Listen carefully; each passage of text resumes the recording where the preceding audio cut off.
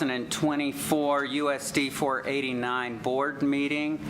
We have a pretty packed agenda tonight, so let's start. I'm going to ask for a motion to approve the agenda. Mr. President, I would like to move item 3 to the first thing, since that's a budget hearing and it was published. It was published, right? Yes. And the published time is 6:30, correct?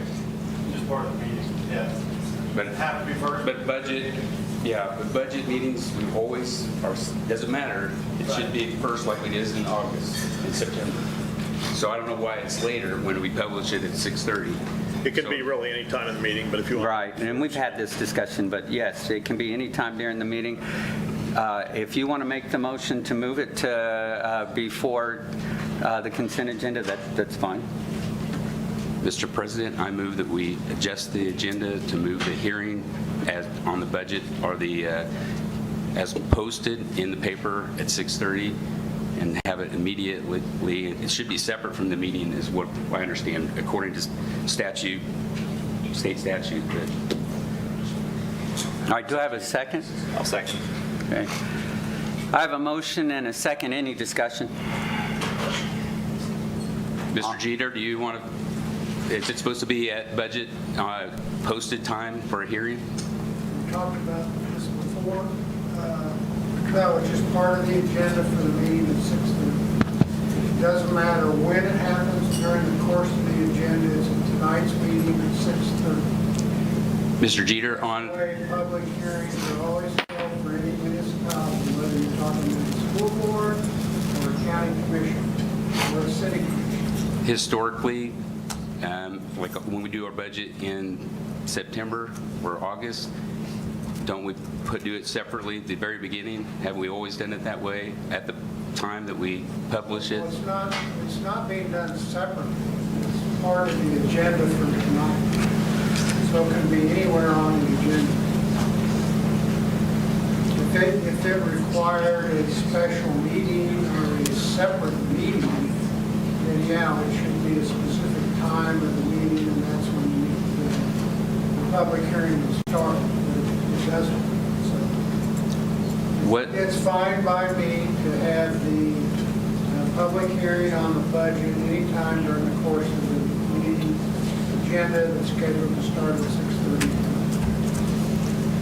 What was the published time on the, and what were the dates of the hearings in the newspaper? Do you have those dates? It's in our packet. I'm just asking the question. When are they? When were they? What were the two dates? Yes, sir. Yeah. Let me open that attachment here. It was on April 10th. Nice daily. Thank you. Okay. Any further discussion? All right, I have a motion and an agenda. All those in favor of the agenda with the hearing moved to the start, vote yes? Yes. Yes. All those opposed, vote no. No. Hearing one no. Am I, oh, hold on. Is that correct, Jess? Right. Oh, sorry. I need Jake and Kurt Reiner to vote. Sorry. I'm a yes, but it marked me no. Okay, so it's 6-1. Okay. All right, so it passes, so we will move straight to the budget hearing. And so with the budget hearing, I will first hand it over to Mr. Hipp and let you take on from there. So the budget amendment is a little bit different than in beginning of the year when we're doing the budget hearing. Budget hearing is its own thing because it has to do with mill levies and assessment of taxes. This doesn't impact any of the mill levy or taxes at all. What it is adjusting your authority within general funds because of an increase in free lunch, students that qualify for free lunch as a result of our audit. Then we will receive some additional funds, more than what we had budget published for. So in order to receive those funds and then transfer them to different funds and spend them, you have to have enough authority in general fund to do that. So today what you'd be doing is approving an increase in general fund authority and then also a little bit of an increase in K-12 at-risk and pre-K at-risk funds so that we can increase spending there. Again, doesn't impact any of the levies because this is basically a part of that 20 mills that everybody pays goes straight to Topeka. It just brings a little bit more of it back to us. And this would allow you to then spend that. Can you explain those, the summary of amendments? Yeah, so the three funds that are impacted are on the summary of amendments. So it impacts general fund, so we've received additional funds in general fund. Then some of that will be transferred to pre-K-12 at risk, some of it will be transferred to K-12 at risk. So those are the other two funds that would require an increase in authority. So the total amount that I thought that you mentioned that they about 80,000, but that's not. So the total increase in authority is really, when you look at the other funds, K-12 at risk and pre-K at risk, those are just receiving additional transfers, and so you can't count the expenditures there, we count it twice. So the increase in general fund authority is really the increase in that you would be looking at. So it's not coming out of at-risk? What is the other? All funds come to general fund first and then get transferred out to other funds. So the increase in authority in general fund is to allow you to receive that money and then transfer it out to other funds or spend it from there. The portion that will get transferred to K-12 at risk or pre-K-12 at risk is included in that authority number for general fund, but then you have to increase authority in those other funds as well to be able to spend it from there. So the total amount, which is about 30,000, comes from is identified as at-risk funds. The increase is where it gets confusing. We've talked about it. So the increase in total FTE is a result of increase in students that qualify for free lunch or families that qualify for free lunches. That is how at-risk funds are generated. The expenditures, however, aren't tied to free lunches. So the two get a little bit disconnected there. But the at-risk funds is intended to be spent on at-risk programs that are on that list. Correct. So within the budget, you have the dollar amount that is generated for K-12 at risk has to be transferred to at-risk funds. We already transfer way more than that, so it's not necessarily a one-for-one here. So we had already planned on spending additional general fund money through at-risk. That's why your increase in authority in the at-risk fund isn't as high. So in essence, this just helps us because we were going to spend general fund money out of at-risk anyway. But there's no limit to what we can spend on at-risk students. Correct. But there is at-risk money is to be spent on at-risk kids. And we spend more than we generate in at-risk. We spend more on at-risk out of that fund for students that are at risk than we generate for those wages. So we're in the KSDE accounting manual when it says it's okay to spend at-risk money in other places. No, I'm not saying we're spending it in other places. I'm saying we don't have to transfer all of this increase because we were already transferring more than what we've generated in at-risk funds anyway. So we don't have to put the at-risk money into at-risk funds. Every bit of at-risk money, the money that's generated because of at-risk, will be spent in at-risk. Yes. So this additional money is going to be put in for at-risk. This additional money will offset some of the additional general fund money that is already being transferred in there. Okay. Thank you. All right, anybody else have any questions for Chris? All right, so at this time, I'll invite the public to make any comment concerning just our budget hearing here. No other topics at this time. The only thing I ask is that you state your name and address. But is there anybody here who has anything to say concerning the budget hearing? All right, seeing no one, we will go on. And so then I'll ask for a motion from the board. Oh, I'm sorry. Here we go. Kent Ficken, live at 1411 Fort Street. And I've got the general printout of what expenditure in the budget. And I just wonder if you could make public on the current expenditures, what those expenditures are for, and what expenditures are yet to be paid out. Specifically for the Roosevelt School, which is nearing, probably halfway point or so. And their expenditure is $11,710,000, something right now. Is that acceptable to get those figures? That's my request. Just to see where we're at with That the doesn't apply. budget. That doesn't apply. Yeah, to this what doesn't we're talking apply to about. our what we're This is the budget. discussing. This is the budget agenda that you printed, had available to the public, but it doesn't say where we're at, as far as the progression. Usually, if you have a progress report, it shows how much is done so far and what needs to be done for the clients, and I don't see that here. As a taxpayer, as a client, we want to know where you're at with expenditures and what has to be done yet. That's my request. Okay. All right. Any other comments concerning the budget hearing? All right. All right. Seeing none, and again, I will ask for us to have a motion from the board. I will move to approve the amended budget for the school year 23-24 as presented. I second. I have a motion and a second. We've had discussion, so I'm going to go ahead and call for a vote. All those in favor of the motion to approve the amended budget for school year 23-24 as presented, vote yes. Yes. Yes.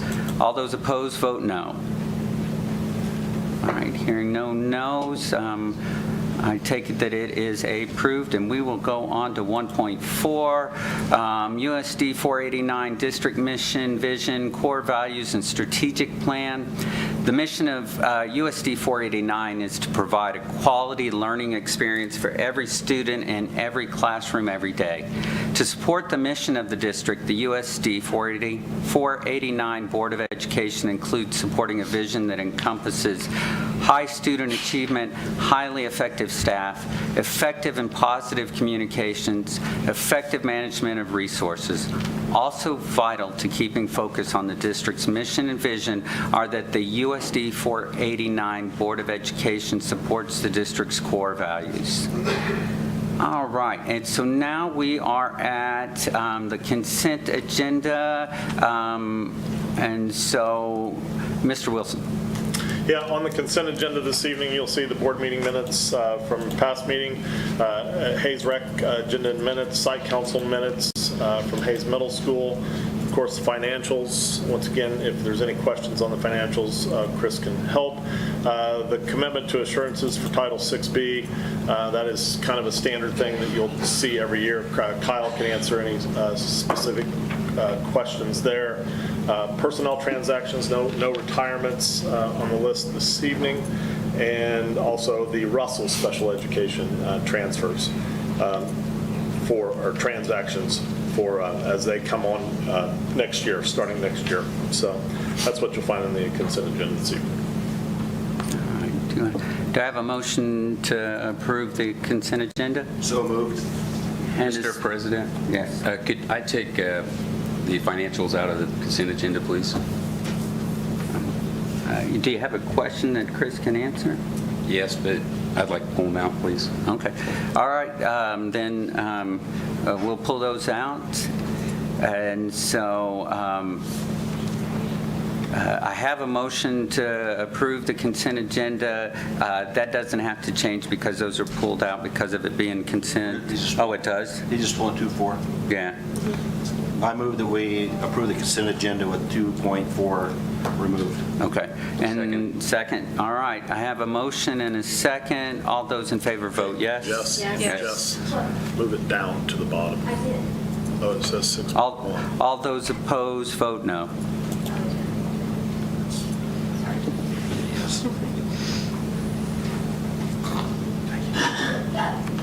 All right, so we are at 3.1, public comment. At this time, if there's anyone from public comment, I'll go ahead and read the guidelines. I know that there are people here for public comment.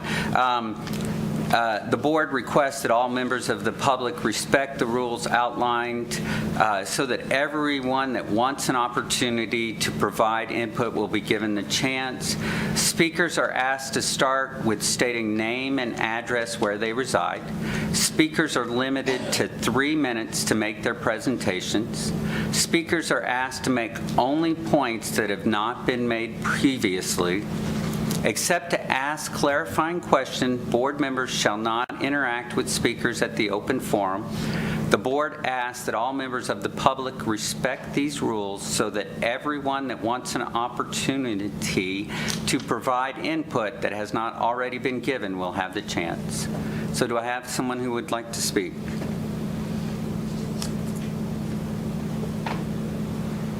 Oh, okay. Oh, there we go, okay. My name is Nikki Houchin. I live at 3710 Summer Lane. I'm here because I would like to ask the board and some clarifying things of how the tablets and laptops are monitored for internet access. A middle schooler can take a tablet home and can search absolutely anything. They can also go onto any kind of chats. I realize they can't download some apps, but they have access to the wide internet. The same with laptops. As soon as they go off of school grounds, they have unlimited access. As a parent, there's reasons why my kids don't have some technology. So as a school, I would think that we would want to provide some monitoring of what kids are doing on school property as a tablet and laptop that get taken off of it. I know at the middle school you can go tablet free and the teachers can give your student papers. We are choosing to do that because the tablet is more of a distraction because they can go on YouTube and just watch funny videos all the time. And so I would like a discussion at some point with the school board and administrators on what we use to monitor our kids' access to the internet. Thank you. Thank you. All right. Anyone else?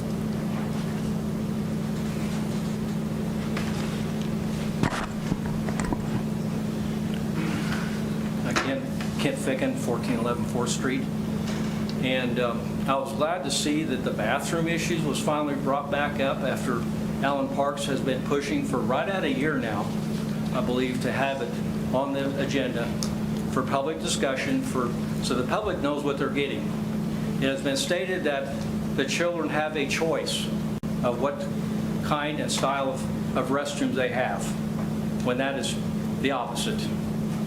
And the public needs to know what they're getting for the 140, probably closer to $200 million of this project. And Kurt Varner has requested those plans to be made public, and I'd like to know when and where they're at that process. Thank you. All right. Anyone else?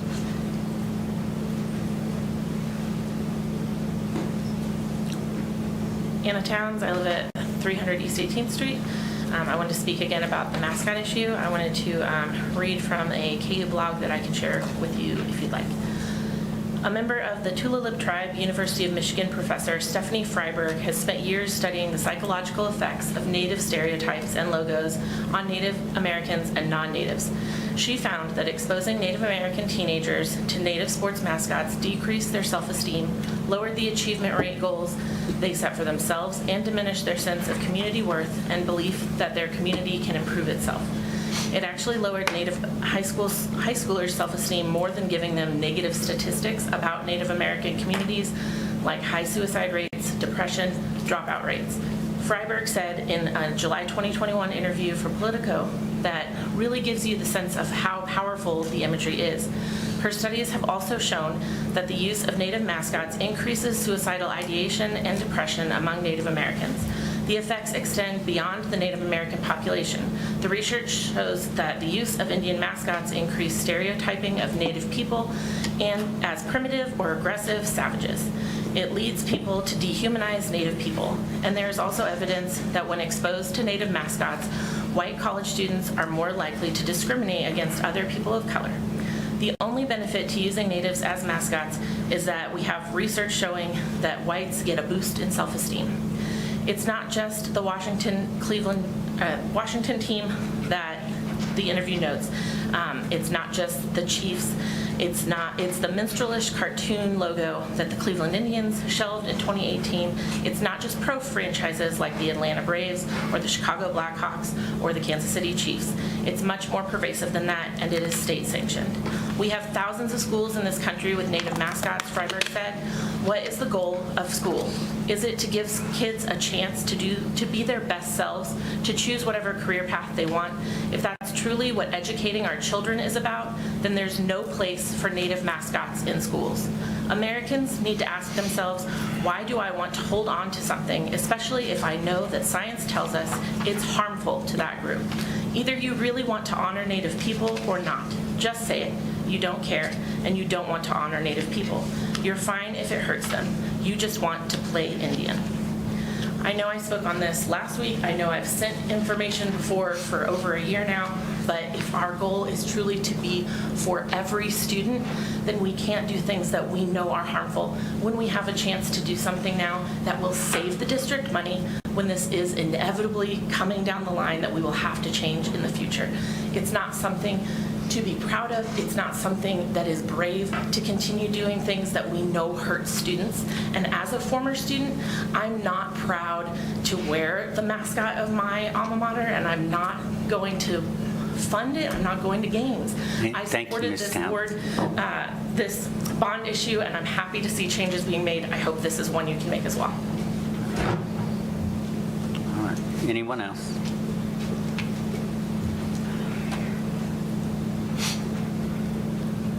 I'm Cheryl Duffy. I live at 205 East 29th in Hayes, and I would like to also speak out against the Indian mascot.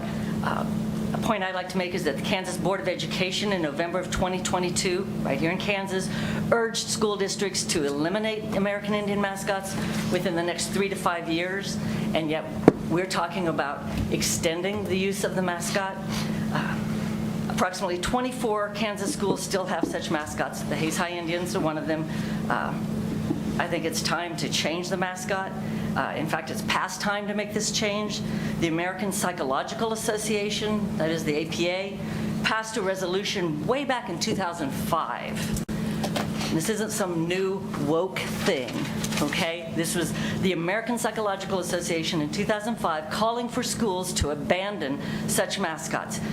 Here's a summary of the resolution from their website. In 2005, the APA called for the immediate retirement of all American Indian mascots, symbols, images, and personalities by schools, colleges, universities, athletic teams, and organizations. APA's position is based on a growing body of social science literature that shows the harmful effects of racial stereotyping and inaccurate racial portrayals, including the particularly harmful effects of American Indian sports mascots on the social identity development and self-esteem of American Indian young people.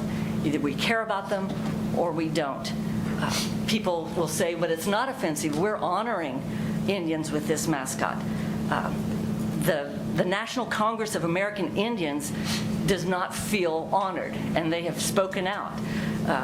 NCAI is the oldest, largest, and most representative national organization that shares the unified voice of hundreds of tribal nations representing millions of Native people, and that voice has been consistent and clear for decades. Sports mascots are symbols of disrespect that degrade, mock, and harm Native people. There may be isolated people with a Native blood who say, I'm not offended, but this national organization that represents millions speaks out that it is offensive. And we should be ashamed to be a part of that.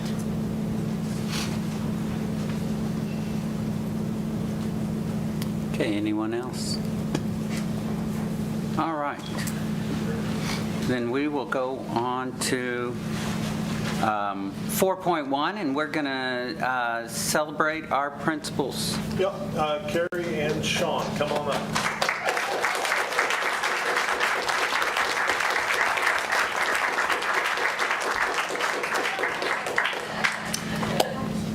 Carrie Lacey is a passionate educator who has made a career of helping develop kids. Carrie is highly skilled at motivating students and staff with their positive encouragement and consistent reinforcement. She has been highly successful in increasing parental involvement at Lincoln Elementary and maintaining open communications with her families. She has supported social and emotional growth at her school and for her students, and has developed strong relationships through her empathy, understanding, and patience when addressing her students' academic and personal challenges. So please help me congratulate the Kansas Elementary Principal of the Year, Carrie Lacey. You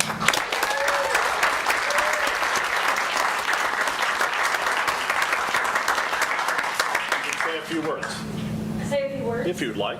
Well, all I can say is that I am surrounded by an incredible staff, incredible people, and they make me look good, really. We are a family at Lincoln, and we will keep going as a family no matter where we are, no matter what our future holds for Lincoln. But really, honestly, I can just say that I'm surrounded by so many awesome people, and I love my job, I love my kids, I love my family, and after 33 years, I'm still not tired of it, so thank you.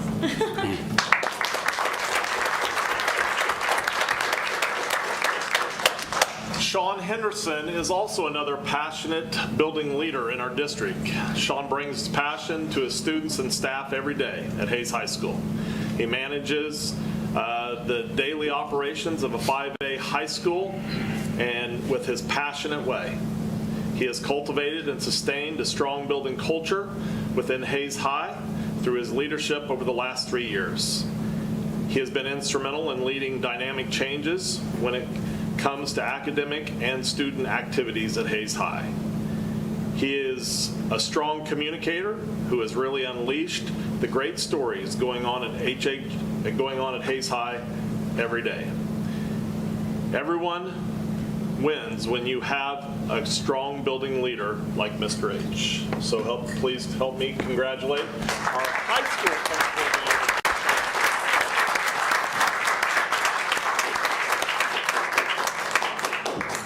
Yeah, I would just like to take a moment to say thank you. I always tell our students at school that it means something to come from this place and this school. It's something that they'll carry with them. And to be from here and to be part of Hayes School District is something that's really special. And I haven't been here very long, but I've been very blessed to be here. And I thank everyone for that. And I agree, it takes a team. We have a wonderful team. I think in education right now, it's a tough time. You don't have to look very far to hear that the state of education is in a tough place. But from my seat every day, this is a positive place, and there are positive things happening, and I think that's a testament to our people, and I'm just glad to get to be part of it and to be in a leadership role, which is a blessing. So I just want to say thank you, and I'm glad to be part of this, and I'm proud of our team, all of them. So thank you.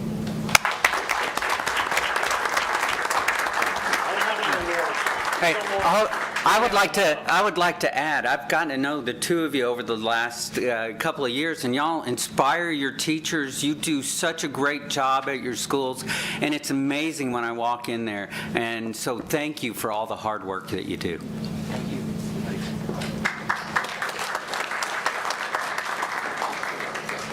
And so, Mr. Wilson, we'll go to the superintendent's report.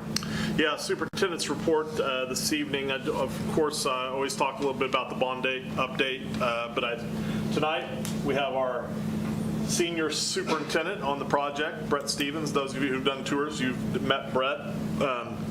This is not his game by any means, so please be nice to him if you have a question for him. I said it might be fun for you to come up and just talk a few minutes on what's going on in the project instead of me just gabbing at you. So we'll let Brett talk. So like you said, I'm not normally in this setting. Normally I just got a lot more guys around me. So right now your guys' project's going very well, both Roosevelt and the high school. We're sitting roughly around 80% on our footings. As far as our slab on grade, we've got our first area done, which will be our culinary, math, metal shops, and a little bit of science, I believe.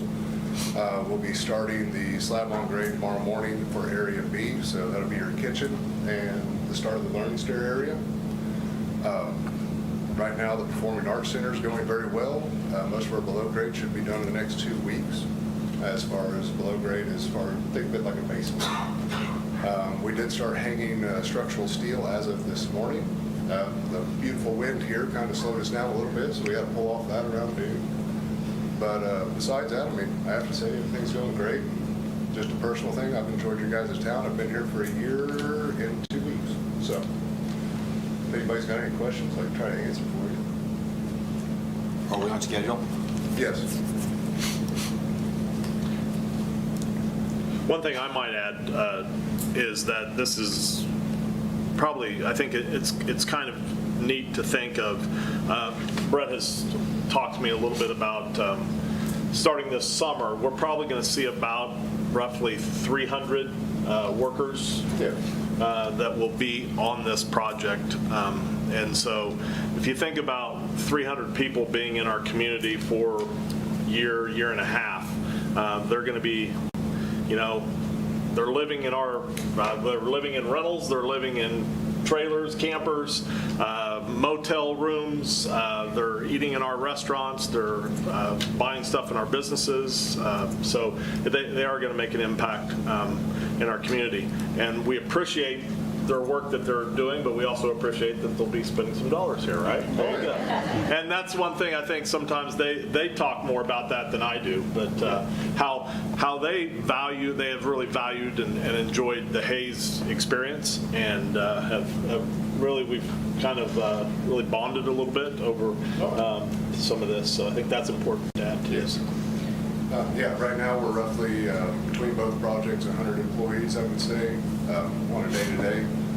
Coming up, I would say we'll be pushing that 250 to 300 at the high school. Roosevelt's going to stay around that 50 range. Just keeping it, that one is on schedule too. I know you guys had that question or somebody did earlier. So we're actually doing really well for everything that's going on in the bond right now as far as the construction aspect. Brett, how are we doing with we were told that about 30% of Roosevelt would be local vendors and contractors, and about 20% at Hayside. Are we doing well with that number? We're pretty close to it. So one of the things, just to speak on the high school, we did break that out into multiple bid packages. So actually a lot more than I've ever done previously on a project to try to entice local contractors. And originally there were 84 bid packages that went out in that. So to think about that, most of the time you're going to try to keep that around 20 on a project that size, basically any size, just for manageability. So we've got, I believe we have 4 local contractors for the high school that have picked up multiple bid packages. Roosevelt, we have, correct me if I'm wrong, what do we have, 3? I believe we have 3, and they've been on site from day one. That's 2 of the main ones, which would be Worth Plumbing and HVAC, and then also RDH, which are both their both local companies. They've been there from the start, and they'll be there till the finish. So they actually got some of the bigger longevity bids. Same way with RDH is doing high school. And then we've got M&D contracting, which also did Roosevelt and the high school. So, yeah, we're doing pretty good with everything. Awesome, thank you. Yes, sir. All right, any other questions for him? Okay. Thanks, Brian. Thank you, appreciate your time. Just quick update on legislative. Shoot, I just lost my feed here. I lost, yeah, take yours. Gotta pull it back. On the legislative front, the big thing is they will come back into session here on April 25th. That's on Thursday, and I think the wrap-up session is scheduled for April 30th. So they have about 5 days, and some of those days are weekends to kind of wrap up. There is a K-12 funding bill that is still sitting out there. There was some work prior to their adjournment on April 6th that was in conference committee. Some good news of what we've heard. That doesn't necessarily mean that will be the bill that is voted on, but it does give some funding for K-12 and at the levels that we would have been expecting. So that if it stays that way, that's good. They're also providing some funds into special education. So that's a start, and we're appreciative of that. And then some of the things just on some transfers that they're, I guess what in a nutshell, probably we don't like everything that we've heard, but it's a good bill and it's something we can live with. So I think that's where we're at now. We'll hear more. Definitely by the next meeting, we'll know exactly where we're at, and I would imagine they have reconvened or will have convened by then. And just an update on the last meeting, we talked a little bit about the superintendent evaluation tool that was put together with KSB, United School Administrators, as well as Kansas School Superintendents Association. I did talk to KSB. They are willing to come out and share the information with you. Right now, though, they are really tied up with superintendent searches, and it really will be a summer before they can do that. So just wanted to give you an update on that. And that's all my communications. All right. Well, then let's head into our first action discussion item. Brooks, can we go ahead and try to get that set up for the summer? Yeah. I talked to him, and he said as soon as they're done with superintendent searches, we will definitely set it up. But at this point, he doesn't know. I talked to Brian Jordan, so we'll get it set up. And my understanding is it may be towards our retreat is when we may end up having it. Okay, so action discussion item 6.1, O'Laughlin Elementary School renovation addition. Take it away. Yeah, this is Mike Fahey. He's the lead architect on the O'Laughlin project. He probably looks familiar because he was the lead architect on the Roosevelt project. So Mike is here today to share the designs for O'Laughlin.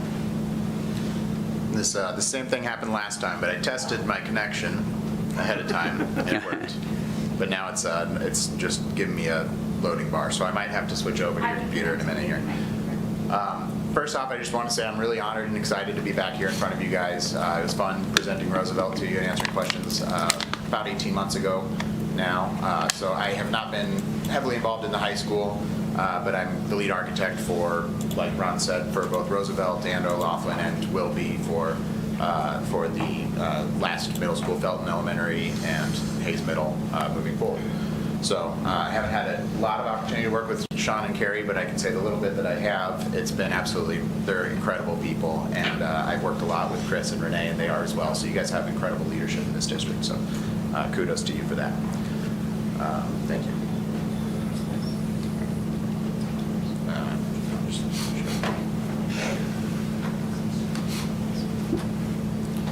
Okay. So yeah, today I'm here to talk about O'Laughlin Elementary School. So quick update on just where we sit right now in the project. We have just wrapped up our construction documents and we'll be going out to bidding in the early summer. So this is ready to go. We don't actually plan on breaking ground until January, so we have a little bit of time between now and then. It's a kind of a nice luxury to have when you're going out to bid, to not feel like you're under the gun. Most projects, you're trying to get those numbers in right away, and we have a little bit of breathing room on this one. So I wanted to just talk through a little bit of the process about how the design has gotten to where it is, what types of challenges that the school is facing right now, and what we are trying to address with our project. So if I'm not mistaken, I think the existing building is about 46,000 square feet. We're going to be putting about 10 to 12,000 square feet of additions onto it. And really it's been, as we evaluated the building more thoroughly as we started this project, it was really amazing to see what Renee and her staff have been able to do with the space that they have. They provide great education to these students, and the existing building is really missing quite a few of the spaces that modern schools have these days, and they've been really making it work. So some of the things, we wanted to add a couple classrooms. We wanted to right-size the kindergarten classrooms, which are currently undersized, increase the size and quality of the common space, add a storm shelter, which is needed in this community, in this state.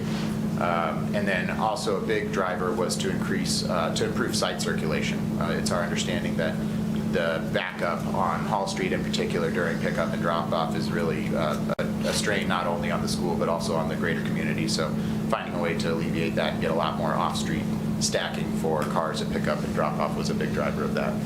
So you can see the existing building here is this white kind of X-shaped building. Right now, stacking comes up along Hall Street. Cars can come down here. They go through a little drive lane here. I hope you guys can see my cursor. And then they come back out onto Hall Street. The district does own the property, all of the property where these trees are, over to about right here, and then it cuts up north. So the district owns all that property. But most of it is, in its current configuration, is fairly unusable because of the trees. There's also a little bit of a marshy area in the trees there. And then of the property that's more open, there's a lot of, it's very highly utilized right now. There's not a lot of breathing room on the site. The building takes up most of the site, so we had to get a little bit creative with how we do our new additions. Another challenge is that there's part of the 100-year floodplain comes across the very southern end of the site here, so it limits where you can expand your building. So those were some of the challenges and opportunities that we faced. So here's a conceptual site plan where the existing building is the part that you're seeing in gray here, the X shape. We're doing two additions, one on the, so north on this plan is to the top right. So this addition here is actually on the northeast corner of the building. This one's on the southwest corner of the building. The entire northeast corner will be a new storm shelter that's sized properly to fit all of the students and faculty of the school into there. Be rated for ICC 500 rated shelter, which is kind of the standard to make sure that it can protect people during a large tornado. And then the addition on the southwest side is there's going to be a large commons area, a new commercial kitchen, and a new art room. And so those are the three main program spaces for that addition. The other large kind of site move that we're making is we're going to bring a new access road off of 12th Street that will come on the district property over here on the other side of trees, cut through the area where the trees are, and then we're going to create a new drive loop here on the southwest side of the building. So excuse me. And then I'll say too, one of the big moves that we decided early on was that we wanted to, even though we're bringing new access to the south part of the building, we wanted to make sure the building only has one main entry.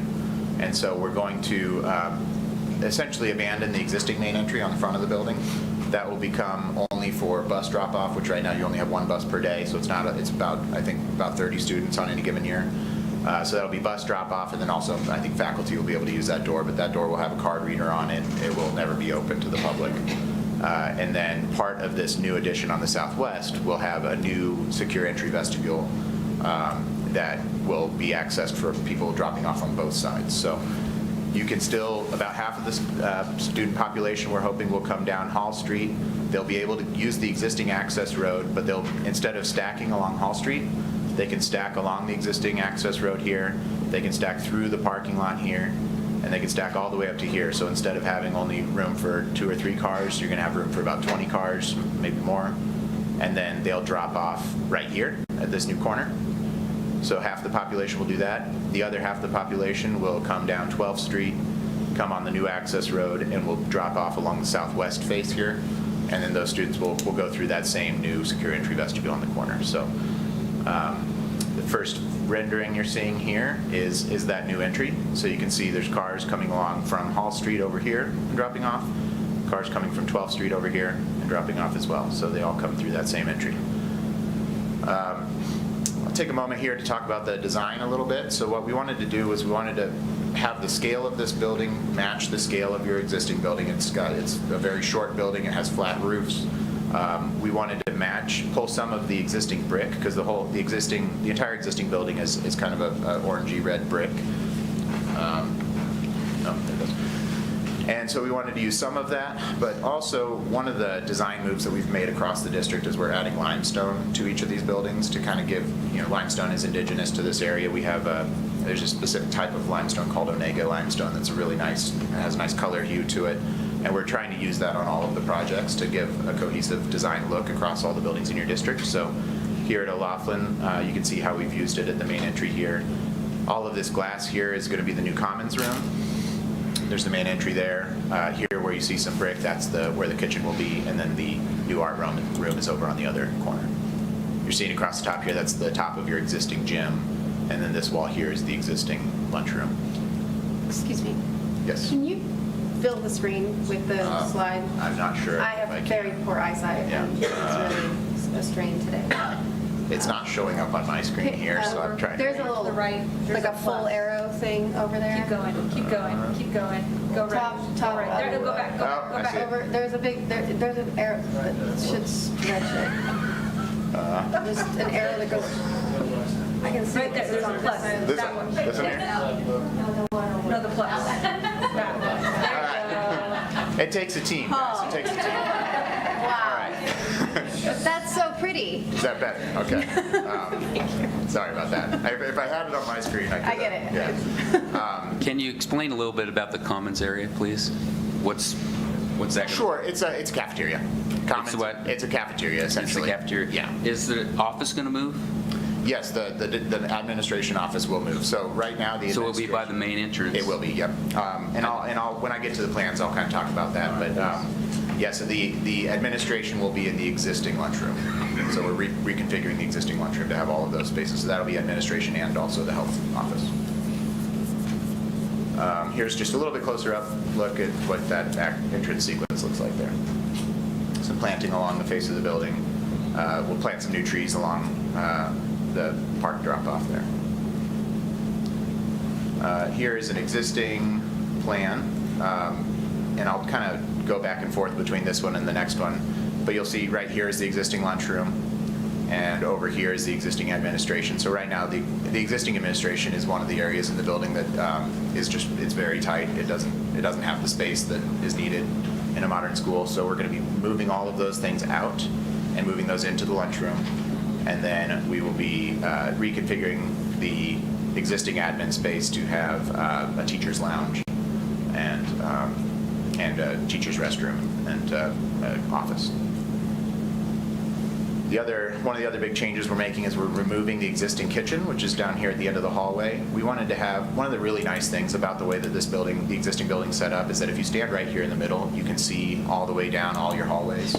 It's nice for student discipline. It's also just nice for being able to see everything and feel connected to all of your students, all of your teachers, all of your classrooms.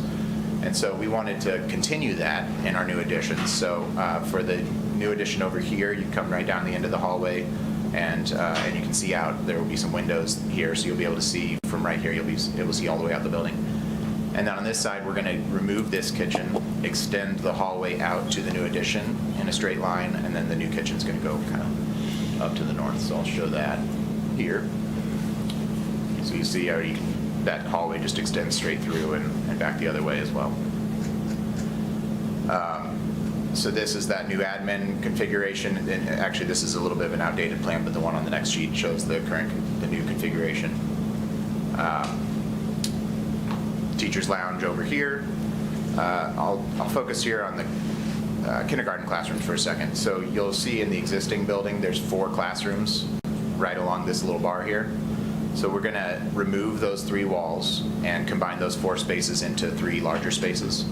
And that's really necessary. Kindergarten classrooms are rarely under about 1,100 square feet. It's kind of small for a kindergarten classroom, and so we're going to be going up from about 750 up to 1,100 or 1,200 for each of those 3 spaces. Another thing we're going to do is we're going to move the music classroom. We're going to put a STEM lab where I believe this is the current music classroom. We're going to take that out, and we're going to close in the existing stage because the stage is something that is not used ever, and so we're going to turn that into the new music room, and then add the new art room over here, some multi-stall restrooms here, the new commercial kitchen here, and then the commons area there. I'll zoom in on this one. The colors here talk more about the interior finishes, which I'll get to later, but I wanted to put this plan here because it's a little bit more accurate for how those spaces will configure. So here you can come in the main entry vestibule. During major pickup and drop-off hours, I think these doors will all be open, and most of the students can just come right through the commons and get into the hallway this way. My understanding is that teachers will staff it. It won't be completely open, but it'll be monitored. And then other than those major pickup and drop-off hours, that door will be locked. It'll be exit only. And you'll come through a secure entry vestibule here. So you can come in through, this door will be unlocked. You'll be able to come, and then you'll have to get buzzed through this first door into the vestibule, and then buzzed through a second set of doors to get into the lobby.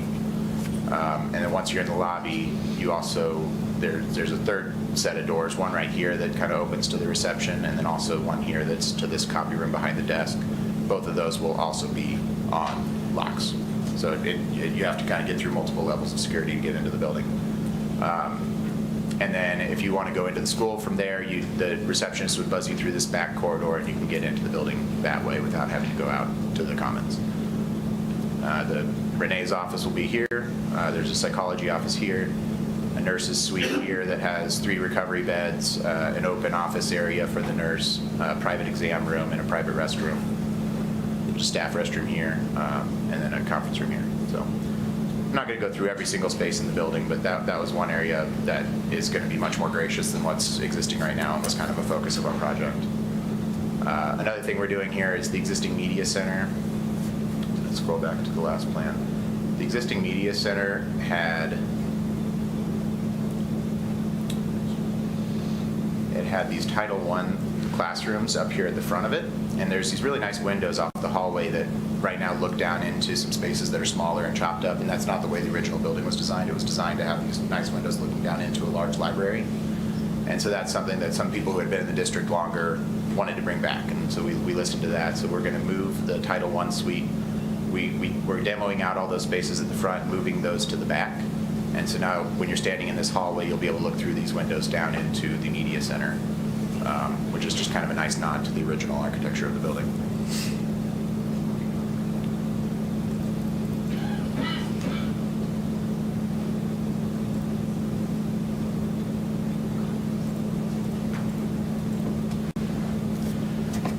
Now I'm going to show some before and after photos and renderings and stuff. So right now this is the existing admin suite.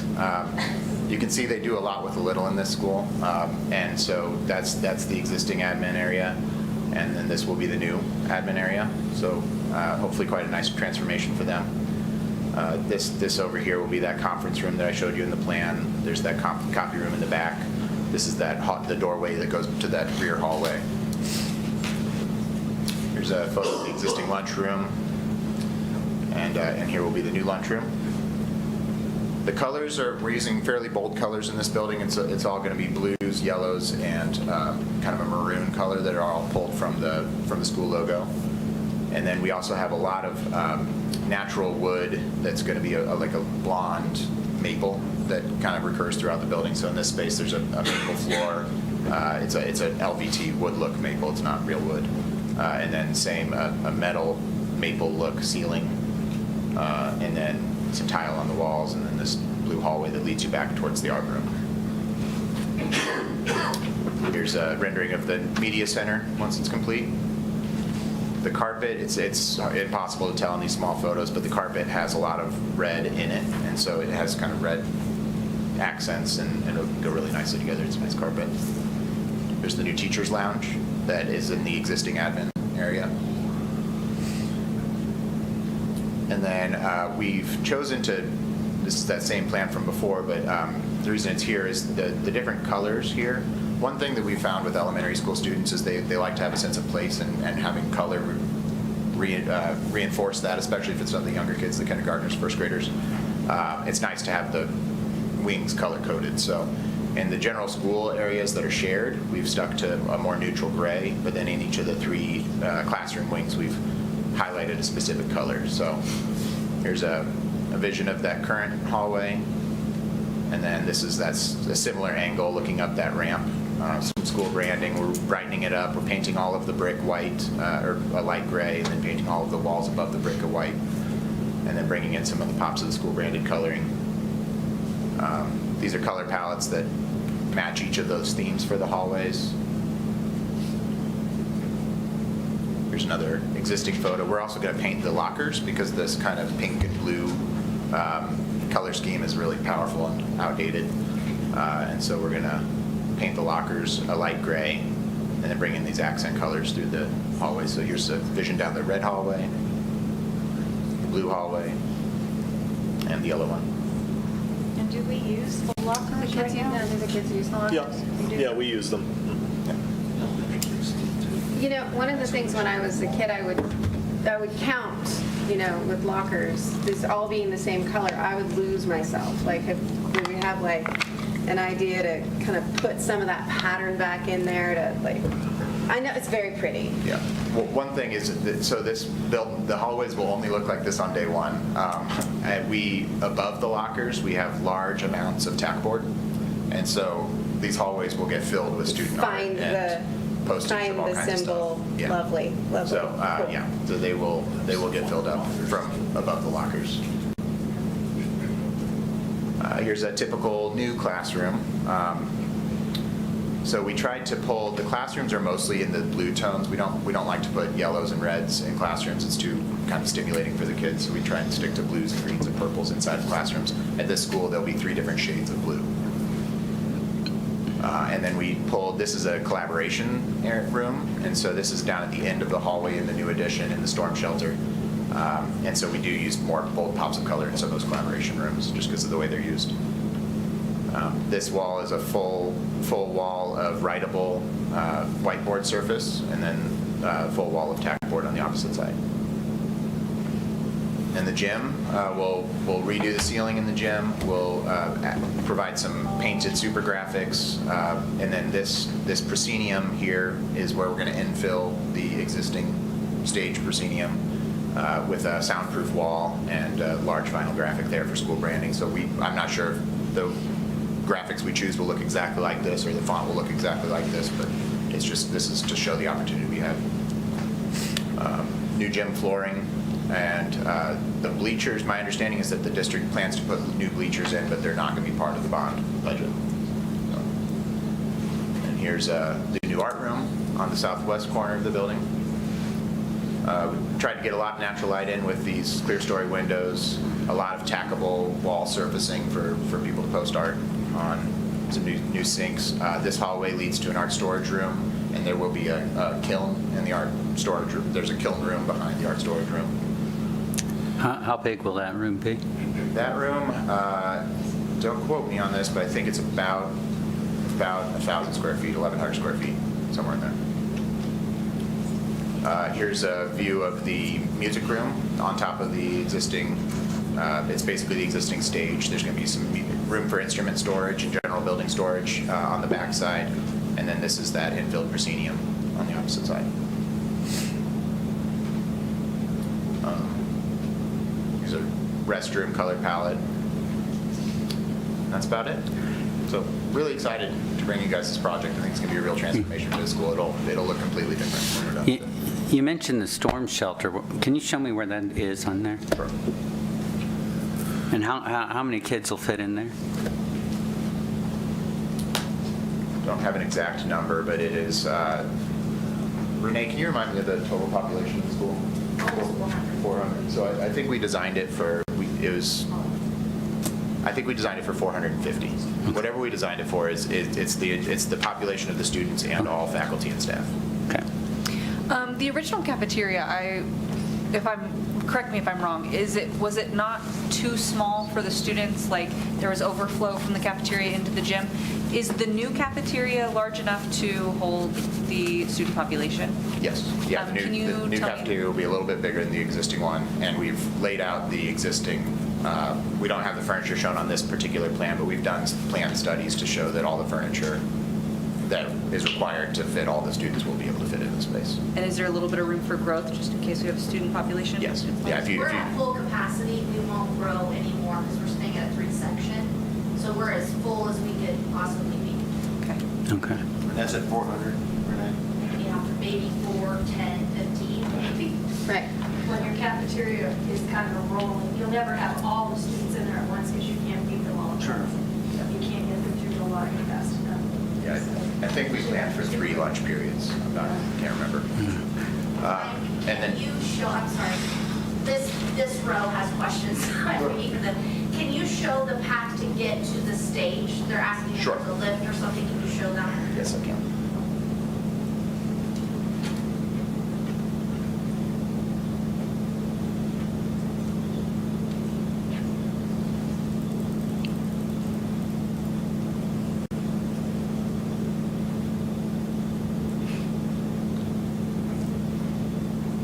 So one problem with the current school is that there's no ADA accessibility at the stage, and so we wanted to make sure that a wheelchair-bound student would be able to use the music room once we put the music room up there. So along this new hallway here, on that part of the addition, we're building a new concrete ramp that will come up, and you can turn in here and then get into the music room from that ramp in the new hallway. So that runs along the existing exterior wall of the gym.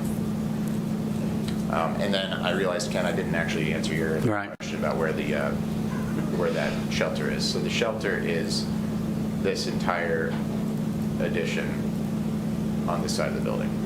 So this whole piece is built to storm shelter standards. Okay. And is that 2 classrooms? It's 3 classrooms and a collaboration space, as well as 3 individual restrooms. This plan's a little bit more updated. So it's 3 full-size classrooms, a collaboration space. This is that red collaboration space that was in the rendering. And then 3 restrooms, one of which is ADA accessible, a janitor's closet, an electrical room, and some storage. So you will have 18 classrooms total? I'd have to count them. I don't remember the exact number. Well, 3 sections, 6 levels would be 18 if we're keeping it that level. And then you'd add on the ancillary specials classrooms and things. Right. Teacher stuff. So how many classrooms are in the portable unit that's there now? Is there 2? 2. So and then you're making some classrooms bigger so that's taking space of a classroom. Right, possibly, 'cause we're adding so I 3. think the total number of classrooms is either going to stay the same or go up by 1 or 2 from the existing building to the new. So adding these 3 classrooms in this addition is to offset like the 1 classroom that we're losing on this wing, and also we're using some of them as collaboration spaces. So for instance, like this large collaboration room here, that could be a future classroom if there was any population growth. Some of these spaces are flexible enough to be used as primary classrooms if you needed them to be, which is something that the existing building doesn't have. The existing building is really truly maxed out, and so these additions will help with that. Not that there's planned future growth at the moment, but it could accommodate that if it needed to. And with the changes of the drive area, we will no longer be using TMP's Victory Road at all, correct? No. Correct. No. And And I've forgotten if you've said it, but how much square footage does this add to the school? Wish I had that exact number. I think it's about 12,000 square feet. We're adding? Adding, yes. Can you kind of talk about how things have changed from the initial, like when you guys were coming out to do like the discussion on what needs to be in here for the bond? What's changed between the initial thought and what we're actually seeing here? Sure. So part of our design process is that once we start kind of designing in earnest, we have a 3D scanner come out and scan every inch of the building. They basically turn it into like a Google Earth view where you can digitally walk through the whole building. And so when you're doing bond planning, we don't do that up front. It's a fairly costly thing to do as part of the initial bond planning process. But once you fund the bond and you know you're going to do the work, then it becomes a very worthwhile investment. So we didn't have that at the time of bond planning.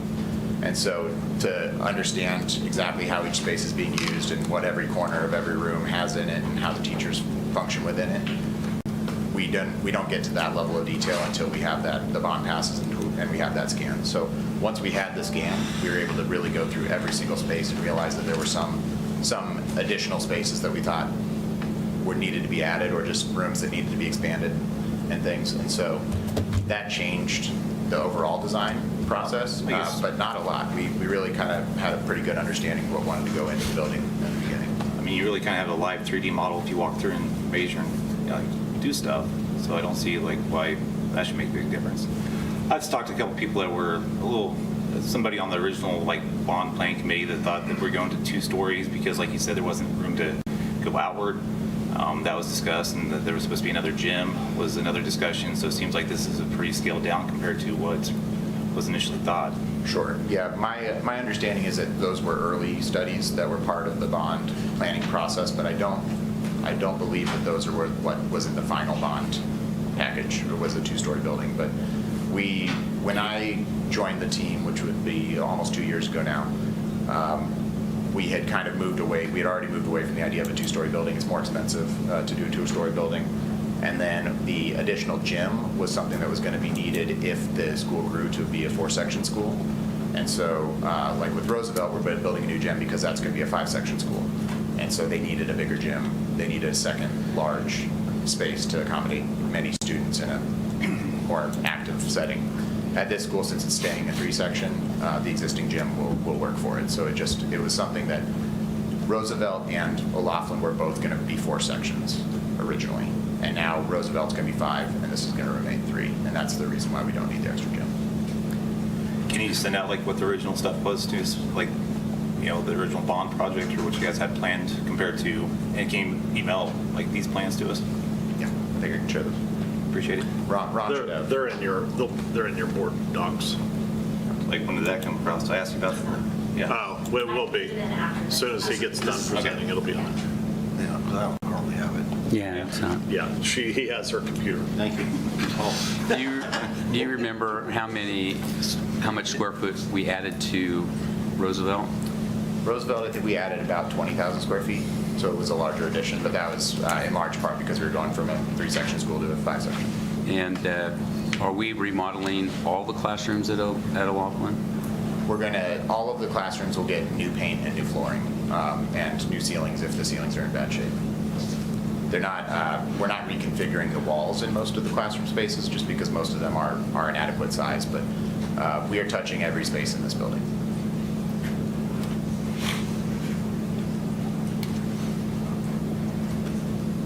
Now, you were talking about the designing and the 3D imaging. Is that part of the why it's worth 1.1 million on just the design compared to 1.5 at Roosevelt when it's considerably bigger? I'm just trying to see why it's so much more. Is that 1.1 on the design for O'Laughlin? On the design fees or on the? That's on the design. What we see here is on the design piece. 1.135 compared to 1.763. I will say that one thing that is different between the two is that at Roosevelt, the new addition it's all one big piece that's on the north end of the site. The site was very flat. We didn't have such circulation issues.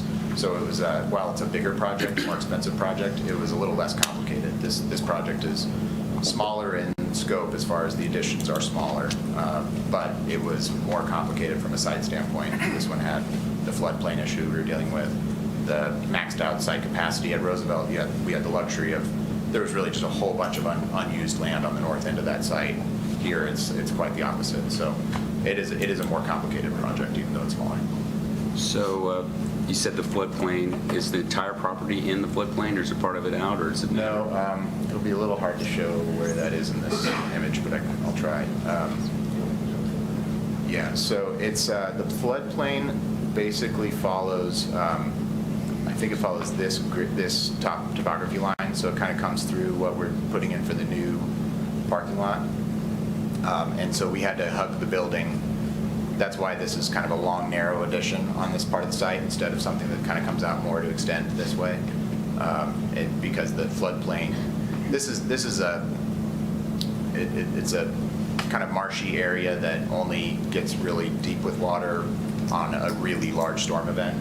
And so we have worked with our civil engineering team to make sure that when we do get that 100-year flood, we're not going to be backing up into the building. The water will get up over the road and will kind of come down through an existing drainage canal right over on this part of the land that's owned by the city. And part of it's owned by the city and part of it's owned, I think, by the developer of this area.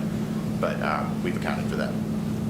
But that was a driver of the overall form of the building. It's tied up against the existing building because of not wanting to infringe on the floodplain.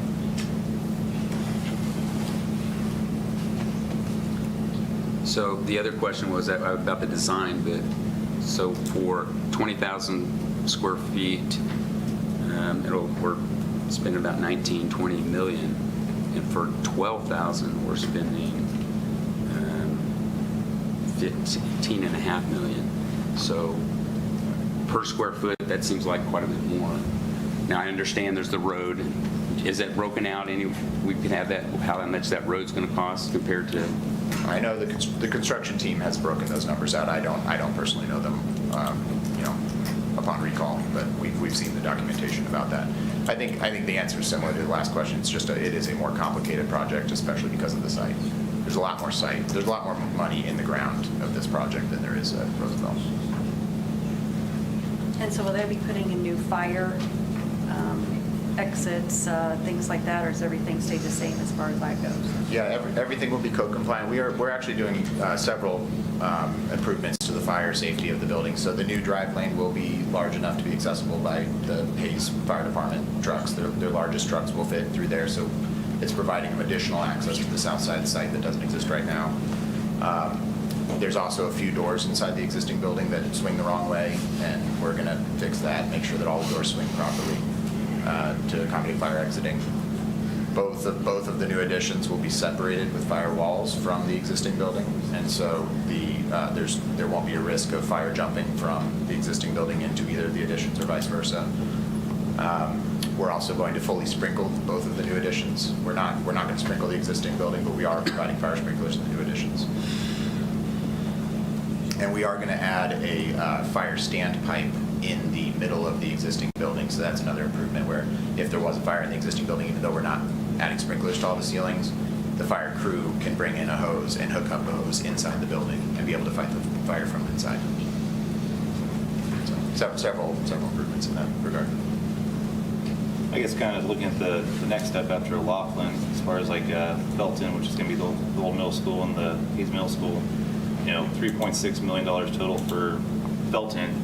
I mean, that seems like a pretty good sized building that you're only planning on putting half the money in. I know there's not this new construction as far as I know anyhow, but the numbers just don't really seem to kind of add up. Do you have like preliminary numbers? Like obviously you have some numbers that you're working with for each school. Can you send those out as far as the middle school, high school, and Laughlin for the board to look at? We do have those numbers. I think I would defer to the school district to be the ones to share them, but we have numbers. I don't know what you're On the building report card that everybody, it's like public on our website, we have the building report cards, and it has everybody's square feet. Yeah, he has all that. He already has all that. What we broke it out. We haven't done any design on. Design, but we're getting our numbers from somewhere. So I'm sorry, I think I misunderstood your question. Yeah. So I think I'm understanding that you do have the preliminary overall bond budgets, and you're wondering what level of detail we've got. Yes, I'm just wondering what you have planned to do to those buildings at this point. Sure. And how you're coming up with the numbers that you're coming up with. That way I can kind of track things along the way and see what we end up with. So I'd like to kind of know where we're starting from. Sure. On the other schools. Yeah, so the other two schools are going to be significantly different than these schools in the overall approach because the need is very different for those schools. In both cases, the existing middle school has maxed out their building, but they're moving into a high school that's much larger. And so they have the luxury of moving into a space that is already going to be bigger for them. It's already going to be new. I'm not talking about space, I'm talking about dollars, like how you're breaking down that you need 3.6 million for Belton and 7.3 for... We just don't know if we're going to need 3.6. No, because you have some numbers that you came up with, so there's some... Well, basically what you're looking at is, I think it's just split in two. Yeah, it's just, it doesn't, we have no idea at this point because we have not designed. It's difficult to get numbers if you have no idea what you're actually going to be doing. You don't know what you're doing, it's kind of hard to plan. Got it. What was the original amount that we said that it was going to cost for Laughlin? For Laughlin? It doesn't, I don't remember 15 million, but. I don't recall.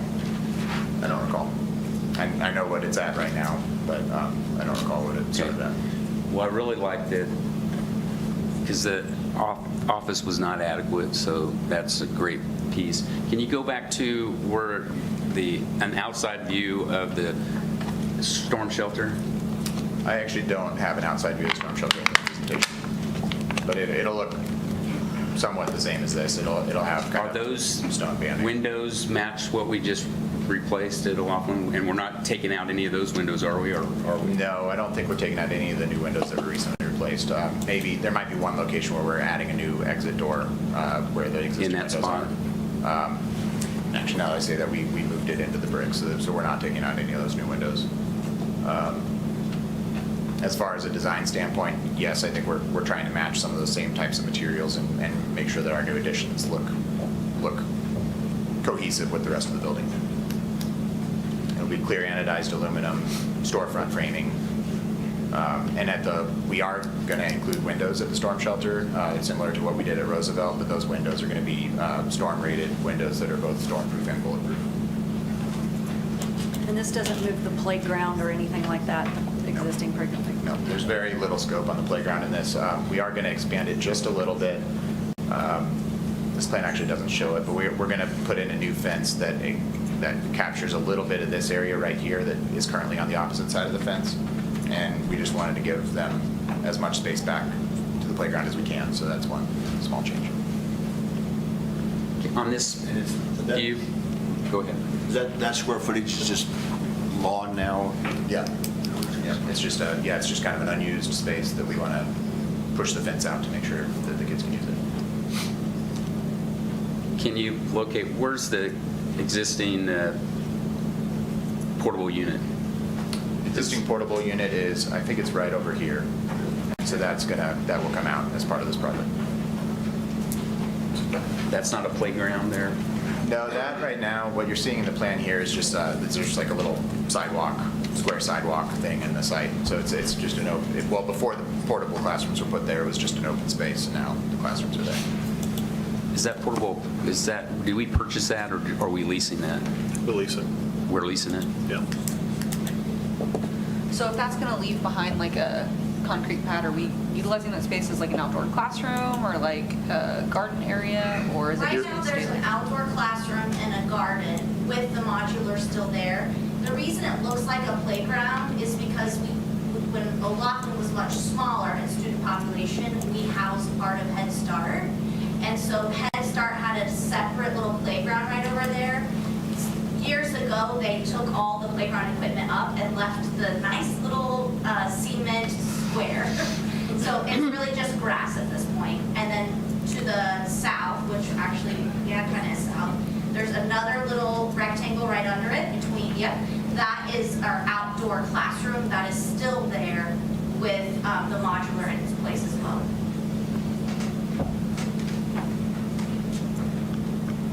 And you can see it if you go on the satellite view on Google Earth, it's on there. It's just an empty lot. there's no concrete slab.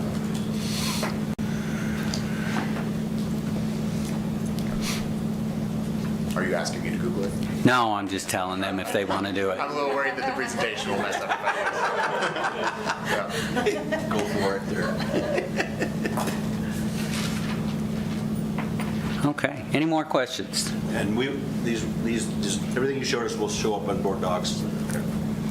I guess you said the bleachers is not part of the bond project. I mean, how is that decided that that is or is not as far as part of the bond? We're not sure if we need them, and I don't want to spend the money on it if it's, I'd like to live a year without them before spending money on it. I just don't know that we need them.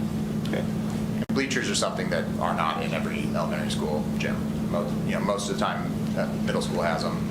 Elementary, it's kind of. I guess what do we plan on doing for like 5th grade graduation? Because we did use the gym for that and the stage. So are we taking the kids somewhere else for graduation or keeping them on ground level? We have majority of the parents sit in chairs, so we'll just continue lining up chairs and have like a platform for them.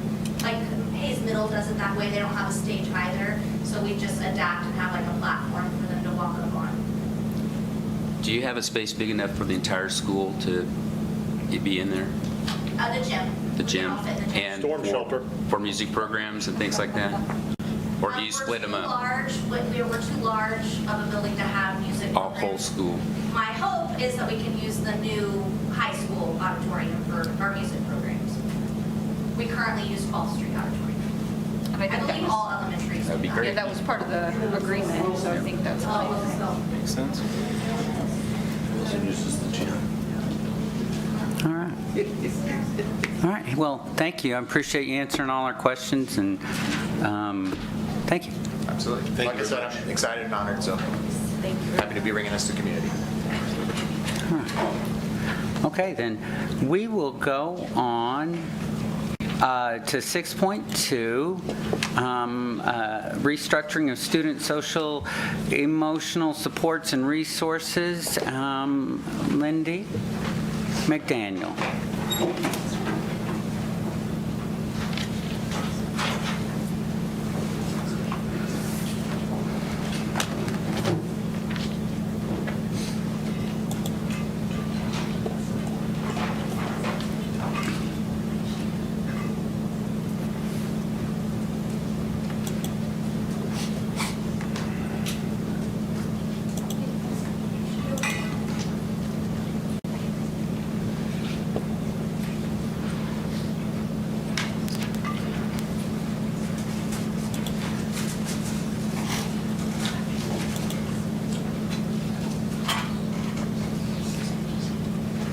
Okay.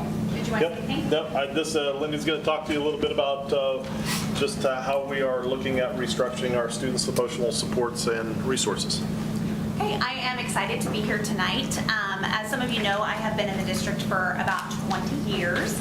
I took a sabbatical for 2 years and worked for the State Department, Kansas Department of Behavior and Tertiary Supports, and so I feel like this is where I'm meant to be right now. I have experienced very good, amazing examples of classrooms across the state and across the nation. I've been blessed to get to present in Vermont and Missouri, all over the United States. And I've been blessed to see lots of awesome schools, but I've also been blessed to see classrooms that were pretty not much non-examples of good instruction for kids. And so with that, I have been the voice of those kids that maybe didn't have a voice before. When I came back to the district, I created the STAR program. And then since Ron has joined our district, his logo has been every student, every day. And I'm often the person coming to his office saying, we're every student every day, right? And then kind of sharing with him what the next steps are for kids that maybe need a little bit more or something different. Currently, I am the principal at Westside School, and I also serve as the assistant special ed director. I know that there's been some confusion or some wonderings about like what happens to Westside once all the buildings are created and built. Westside does not go away. Westside is a program that is an extension of all of our buildings currently. So every single kid in my school, right now we have 24 kids in our school. Every single kid has a base school that they are attached to.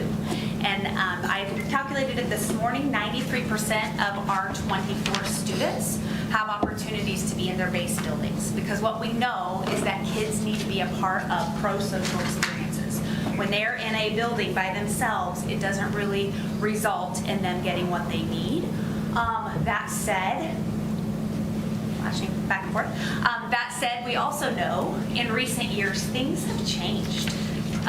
SEL support, social emotional supports, and getting kids ready for the careers or the colleges that they are planning to go to is a lot different. We have kindergartners coming into our district that don't know how to play, don't know how to engage or interact in appropriate ways. 16% of U.S. teens ages 12 to 17 had at least one major depressive episode in 2022. Mr. Henderson often tells me there are kids in our building, gen ed kids, that are leaving for a camber stay, a psychiatric residential facility for short-term or long-term, and then they come back to our building and it's like, bam, we're back with 1,000 other kids. And so we've been exploring and determining what would be best for this population of kids, but also looking at the whole picture as well. And one of the things that we know, and this comes from Building Trauma-Sensitive Schools, and this is actually a book study that we'll be running this summer, is that kids can't learn until they feel safe, they feel connected, and they feel regulated. And so safety comes first, and that doesn't just mean that the classroom appears safe. They have to feel safe. They have to have felt safety and connection. And so we know that that's very important for our kids in our community. And so by looking at how we support our tertiary kids and our behavior kids differently, that's really going to make a strong impact for all kids and get us to the end result. So as you know, we are working toward that successful high school graduate. And initially when I started this work 3 years ago, the plan was that West Side was the piece of the puzzle to stabilize and build capacity, to help kids get their needs met, but also provide training opportunities for staff so that they can meet those kids' needs within their school communities, their base school communities. And so that will not go away. That will continue, and even after all the buildings are done, there will still be some classroom space at what is currently Wilson. That will be the administrative building.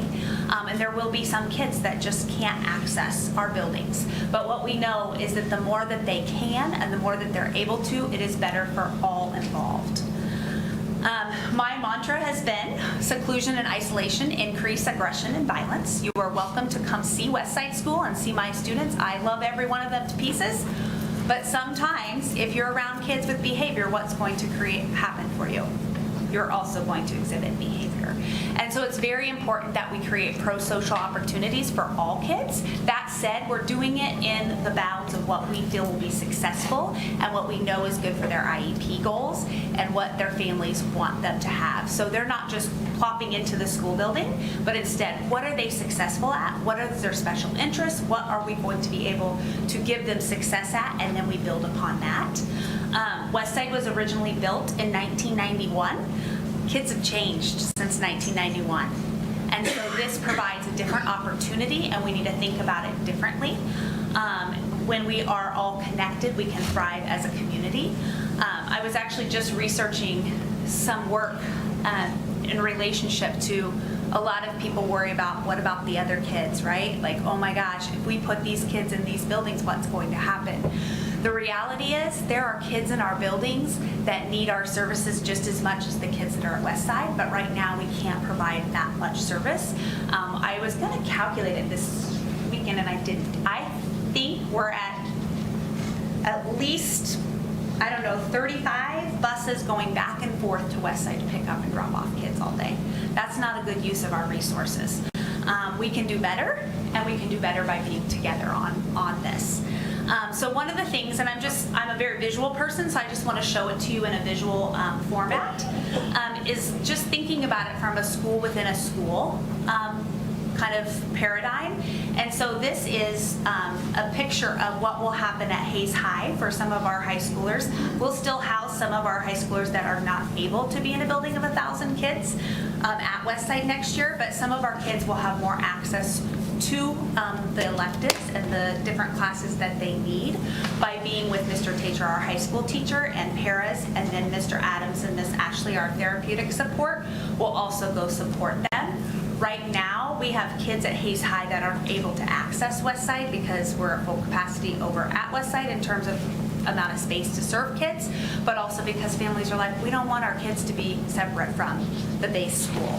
And so this will provide a school within a school model, but the kids will only have access to the building when we want them to have access, because there's going to be a badge access only piece to it. What this provides is students will no longer have to access what they need by losing transition time across town. Students will have access to grade level curriculum using their interests and strengths. Right now, our elementary room is a K-5 classroom. What a kindergartner needs and what a fifth grader needs are very different.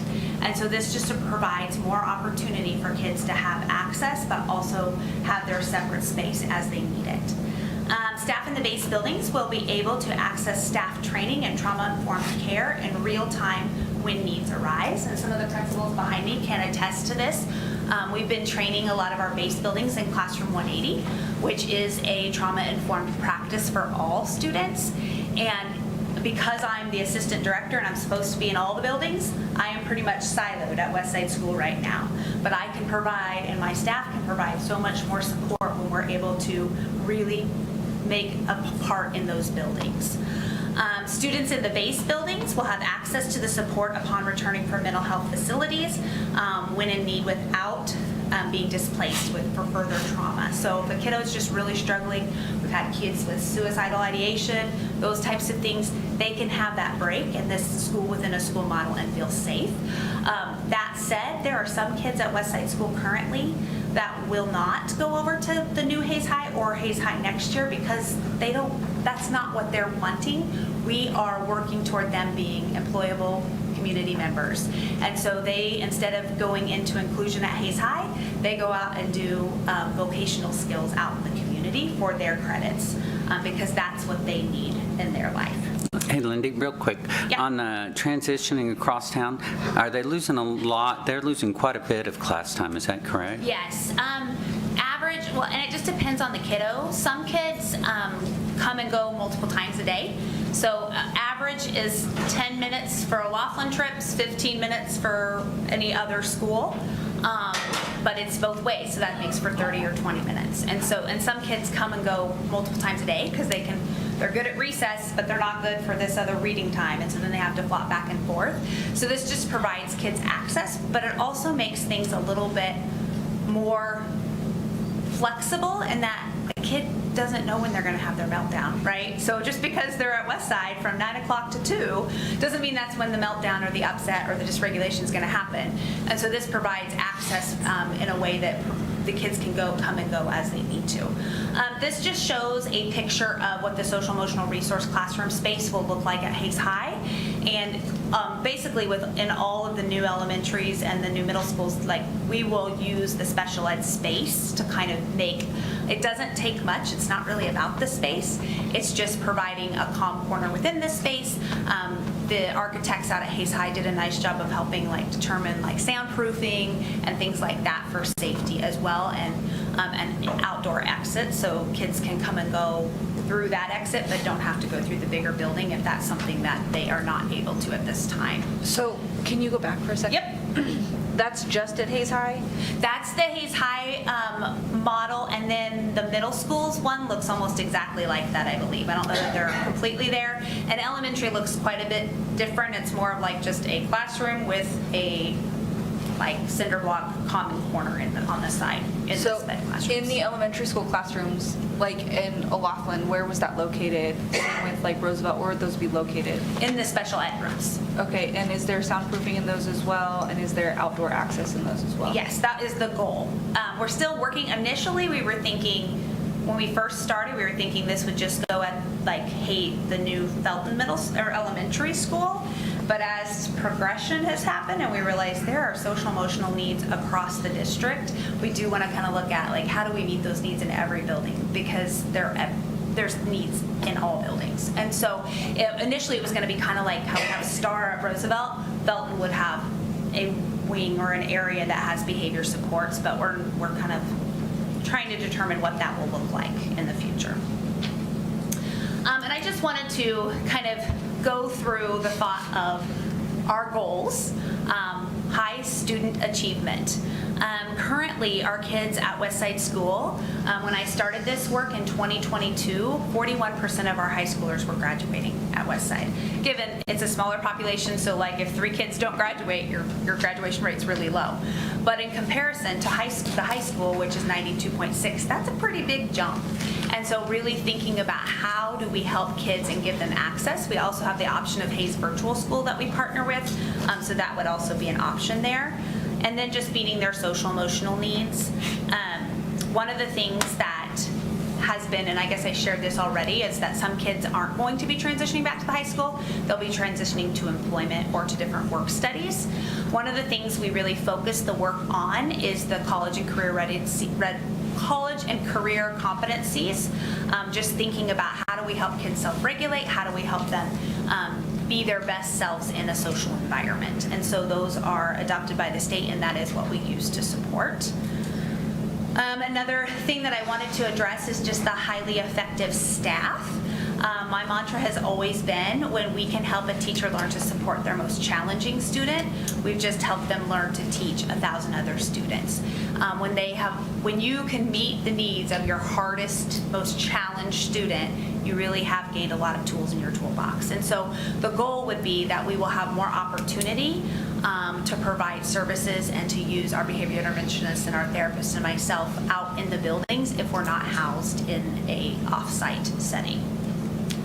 And this is just kind of a description of some of the Classroom 180 work that we're doing. These are screenshots from Hayes Middle School. They have been through the entire Classroom 180 series. And out of a scale of 1 to 5, was this helpful? Do I want more information? As a staff, they scored a 4.34. So we know that they want this information. They know that the kids are in need. At the elementary level, 92% of elementary teachers found the content helpful and wanted more. So with that, I just want to close with keeping students in mind. I know this is a big shift. This is a big change. We've been Westside School since 1991. That's a lot of change. With me tonight, I brought, I feel like to ask those now. I don't know if I have enough for you guys. I have enough for the board. I'm on a budget. The bracelets that are, well, actually it's not a bracelet, it's a keychain. But this young man, I can't show his face because of confidentiality, but he was with us for a whole 12 days. He was a foster care kiddo, and I said, I know you have to leave at the end of today and you won't be back with us. And he's like, the only thing that I was gonna miss is being a part of my school. 12 days, and he felt like he was part of the community. And he asked if he could have a keychain, and he came back the next day. This was the day before his last day, and he made it into a bracelet. So I have worn that ever since to remind myself that this is what we're working for, and together we can make a difference for all kids and families in our community.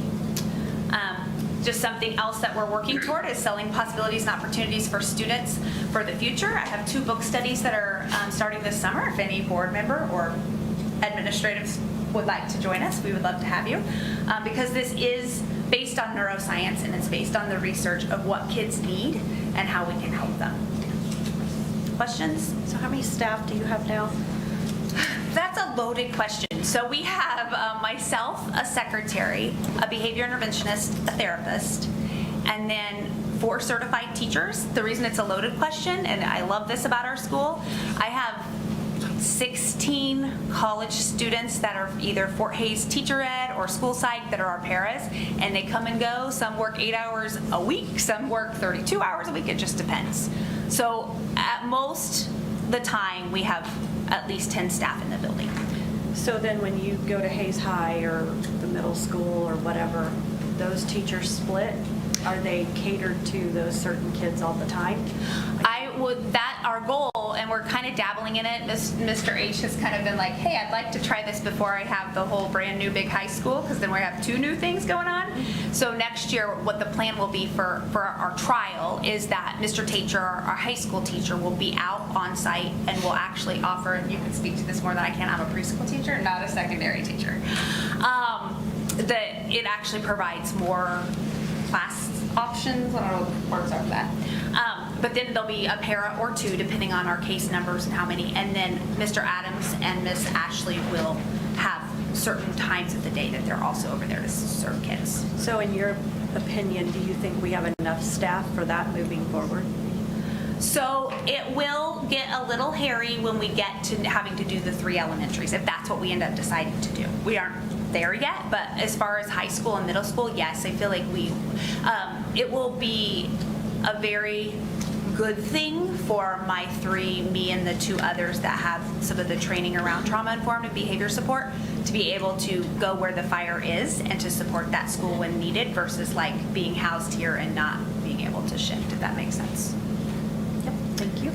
So, I was raised in a household that was a foster family for my entire life, and one thing that we really worked very hard at was any kid that came into our home was made to feel like they were family, and that made a huge difference on their success as children and adults today.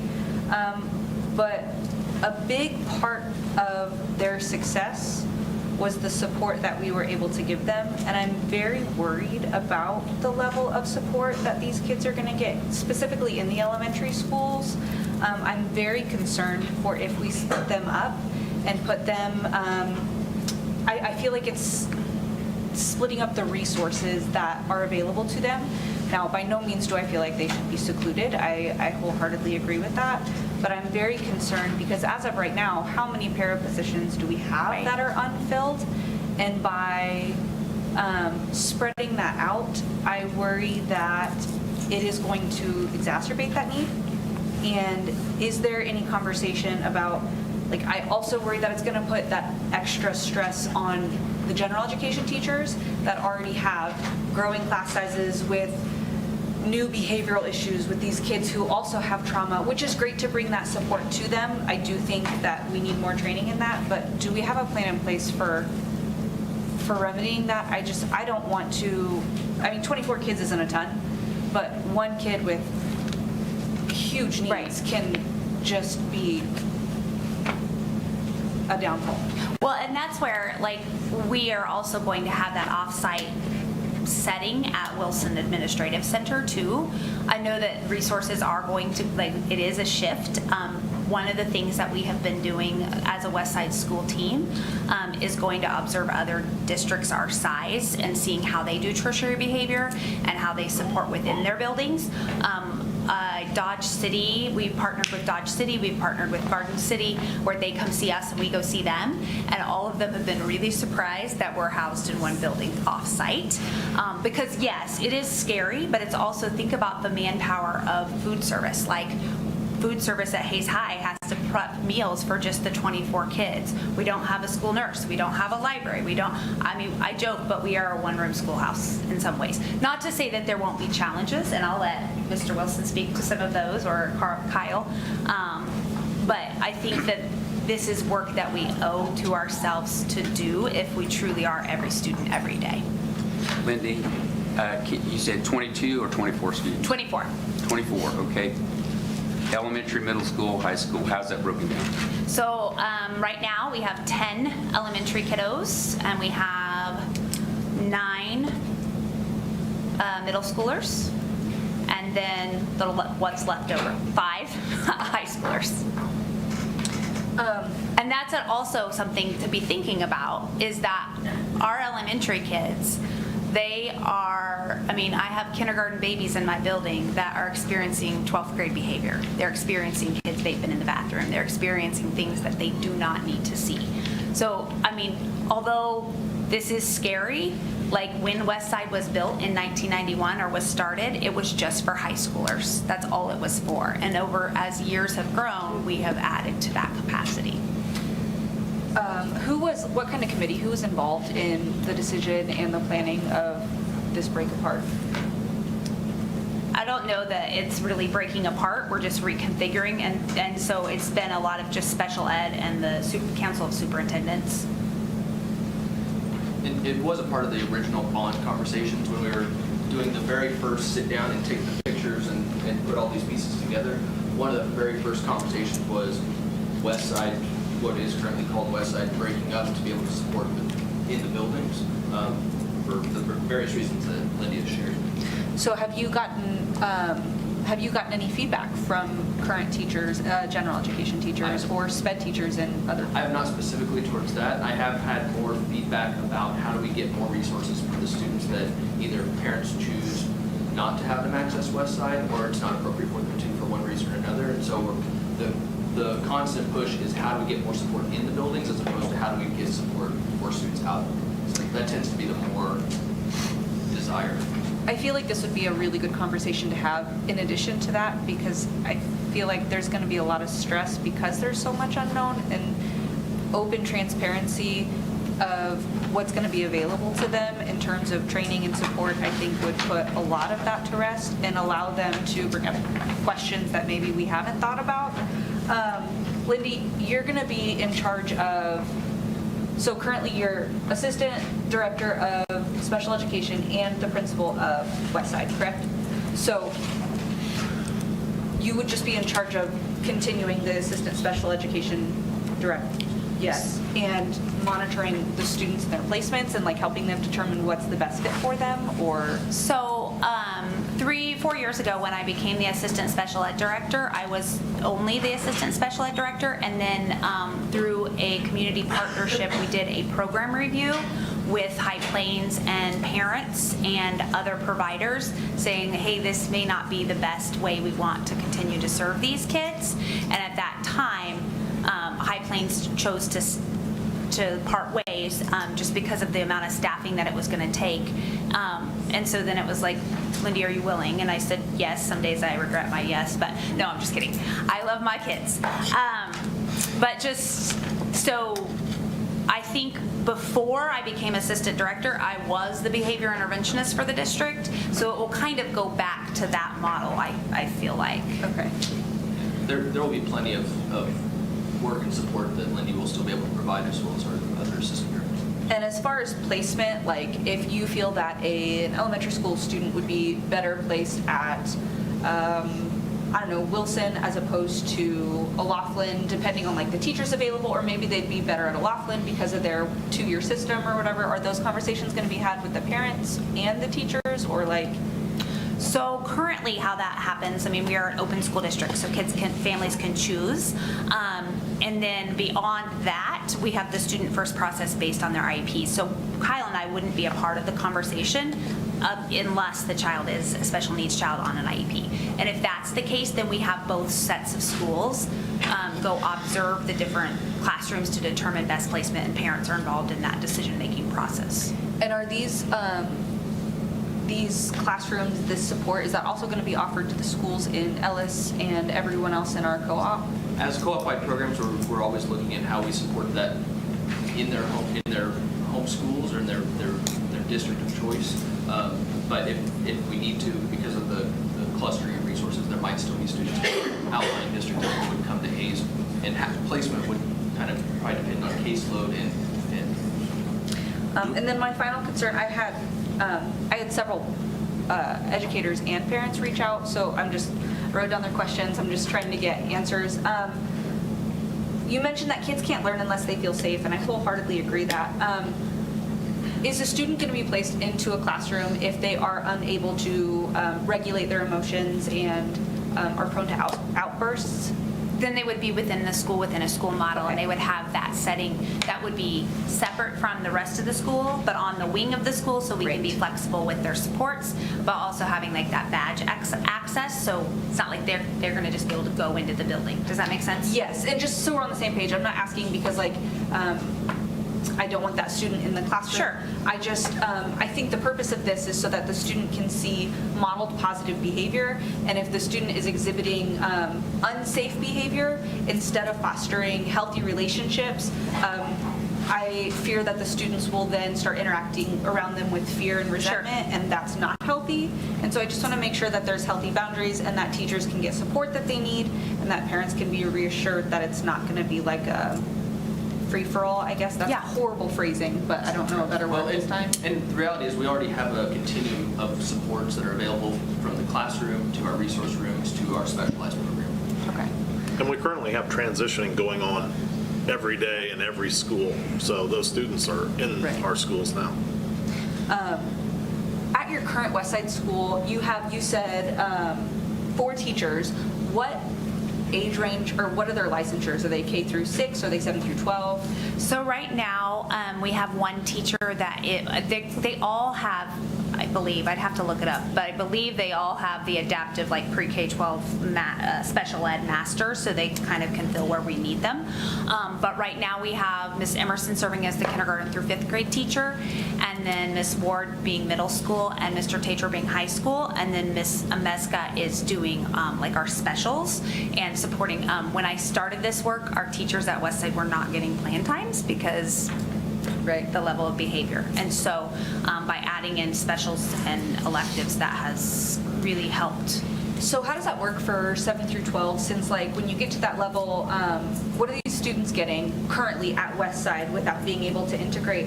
What are they getting for like the level of education? Because I know that to teach high school math, I have to have a bachelor's, like I am specialized in math. So how is that working? That's kind of exactly why we're leaning like toward a different model, because we know that kids can't engage with academic work if their teacher isn't knowledgeable and passionate about the work that they're teaching.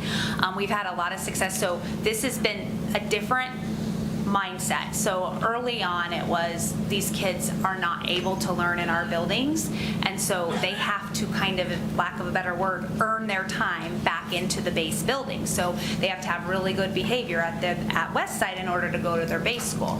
Well, the reality is some of these kids, they'll never have great behavior, but they do need access to STEM, to music, to art, to things that are really going to help them. So currently our high school kids, and this will change hopefully with moving some of the students over to Hayes High, is they're doing a lot of edgenuity classes, unfortunately. Some of our kids are tapping into Canvas pages, and we're working side by side with the building teachers. But again, like by being in the building, even if we are like a restricted wing of the building, we can at least go access that math teacher, or we can have a math teacher come down to our wing, versus right now where a lot of the kids are getting very limited on target academic instruction or on grade level. So if a student is at Hayes High and they go to a math class and they're part of that and they have an issue, right, and they have to go back, how are we going to ensure that that student still maintains the proper education that they need while not being in the classroom? Or are we going, what's the plan?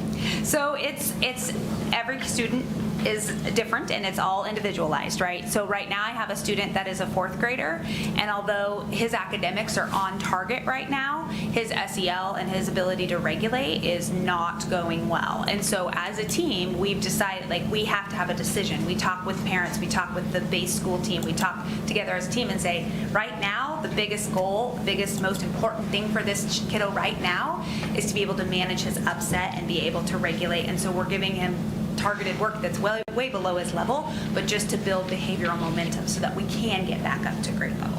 And so every kid is different, and we do have touch points with the base buildings to determine every month the kids, and this, or not the kids come if they're older, but the younger classrooms, a lot of times they don't come, but it's the base school in addition to my staff, in addition to parents saying, okay, let's look at the data.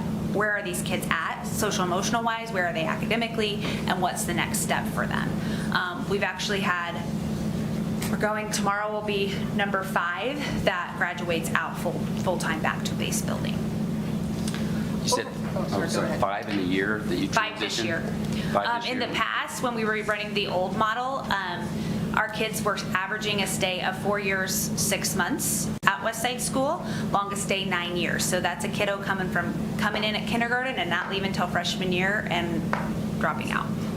So that's where So you said 24. What's the history been, the enrollment at Westside? I don't know exacts. I know what's been recent. It's kind of an ebb and flow, and it will continue to be that in the buildings, because it's like once you get one kiddo stabilized, then there's always another kiddo that needs those services, and so we just do what we can to help all kids. Early on, I don't have records of how many kids were in the building, because attendance was taken by the High Plains side, because the secretaries were High Plains employees. And we dissolved that about a year ago? 2 years now. 2 years? Okay. And so you mentioned that this plan, you haven't had teachers involved with this, general ed teachers? So did you survey the general ed population? So teachers were surveyed within the program review, and that would have been 2 years ago, 2.5 years ago. And now more recent involvement has been at the touch points. So it's just talking through each individual child, what we feel safe with, and how we're going to move the next step. And I'm sorry, we're throwing out a lot of questions, because you're right, this has been a program for 35 years. And, sure. And we made a big change when we dissolved our relationship with High Plains. So you mentioned inclusion. Does this affect any of our other programs, like the Learning Center or the CAMS program? No. We do partner with the Learning Center a little bit, in that we're not experts in the Edgenuity classes like they are down at the Learning Center, and so we partner with them on some kiddos and things, but for the most part, no. We do often have conversations, kid-specific. This kid individually, Johnny, what's best for Johnny right now? Is Hayes Virtual best option? Is Westside? Is the Life Skills program? That type of thing, but no, it won't affect it in any. So this is the first time we've heard about this. I mean, we've heard rumblings from staff that said that Westside is, but you said that Westside is not going away. Correct. And we're still going to have a thing at Wilson. We've told the whole community that Westside will be moving to Wilson, but now we're making some adjustments, which we always need to be able to look at different ways. But I have some concerns that the teachers and the board have not been, I mean, there's been plans, made a plan at the high school, and there's a room at the high school, so that's been done for a year and a half probably. But the transparency is what I'm concerned about. We haven't and been aware of that. I'll let these. Yeah, I think we've been very transparent. This building is going to go up. We're not going to be in this building, and that's currently where we house Westside. So that's been stated very obviously. But it mentioned that it was going to go to Wilson, Westside, and then there was another change that was going to go to We are going to have space at Wilson. The old Hayes Middle School. Okay. We are going to have space at Wilson. At the new Wilson or the old Wilson? It'd be the administration. In the administration. And is that where you'll be siloed? Is that there, or where will you be at? Right now I'm in all the buildings. I'm just depending on where the needs are. So I'm assuming I might have an office there, or I might just office out of my car. I don't know. Whatever they tell me. Yes. I'm good with whatever. Special ed admin will office out of Wilson as well.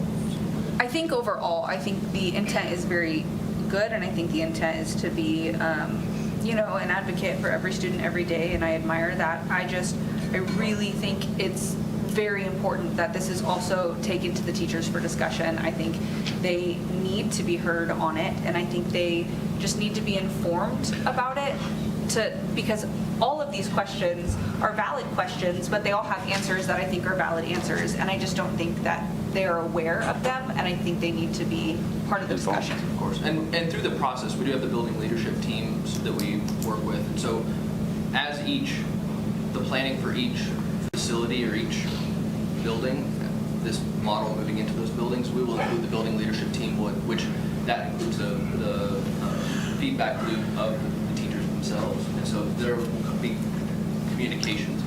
The thing is, for like the elementary stage and even the middle school stage, we're so far from it really being, we want to learn a little bit from the high school move first, and then learn what we need to do for those next steps. And the high school's they've been doing this for 3 years? Yeah, I think the distinction for me is Westside is not a place, it's people. those students are our students. They come and go all the time. So the idea of what support we put behind this kid, that kid, all kids, we do that every day. So I think for me, it's that they are our kids, and what support we wrap around them is important. And what I appreciate about Lindy, what she's saying too, is it's the resources for the students, but it's also the resources for the teachers. They too are going to be connected. So like the math department, when she says base school, if the base school is the hallway down, then that means it's the hallway down for the people to support the kids, but that means they're directly tied to our departments, and our departments back to them. So we are cohesive. And I think right now there's a lot of logistics that pull us apart, and what we're trying to do is put it together so that cohesion is there so we can support kids. That's not new and different, it's just how we do it. When you say base school, next year base school is just down the hallway, right?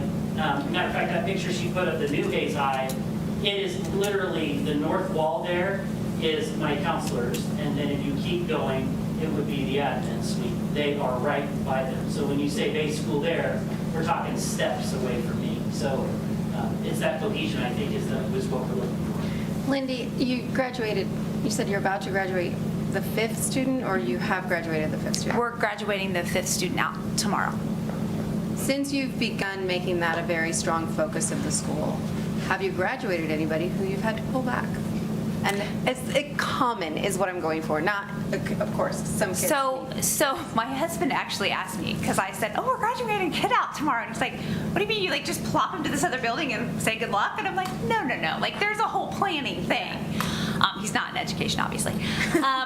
So like it is an ebb and flow. So there are kids that we have a kindergartner that he started with us mid-year this year, and we thought, oh, the best time for him to be at his base school is from 2 to 3, so family can pick up at the end of the day at the school. Oh, that's not really working. Instead, he's really missing his peers.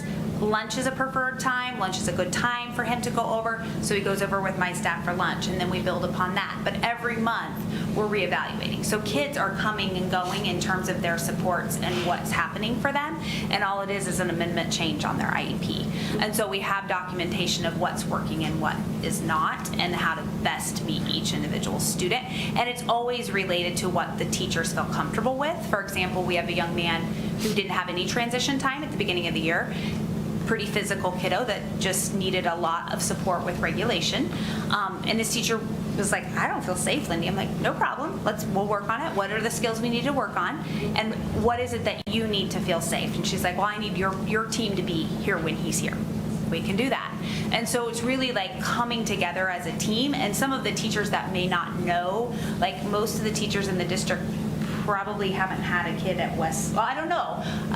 I just did the numbers. We partner with 86 general ed teachers right now because they have music or they have PE or they have whatever they have. And so, but a lot of teachers may not have even experienced like a partnership yet. And it does look very different than it did, say, 4 years ago. And Lindy, I just have to say kudos to you for taking hold of it. Thank you. I can't imagine how challenging your position is every day, and probably seeing more negativity than any other part of the district. So kudos to you and your staff, because I think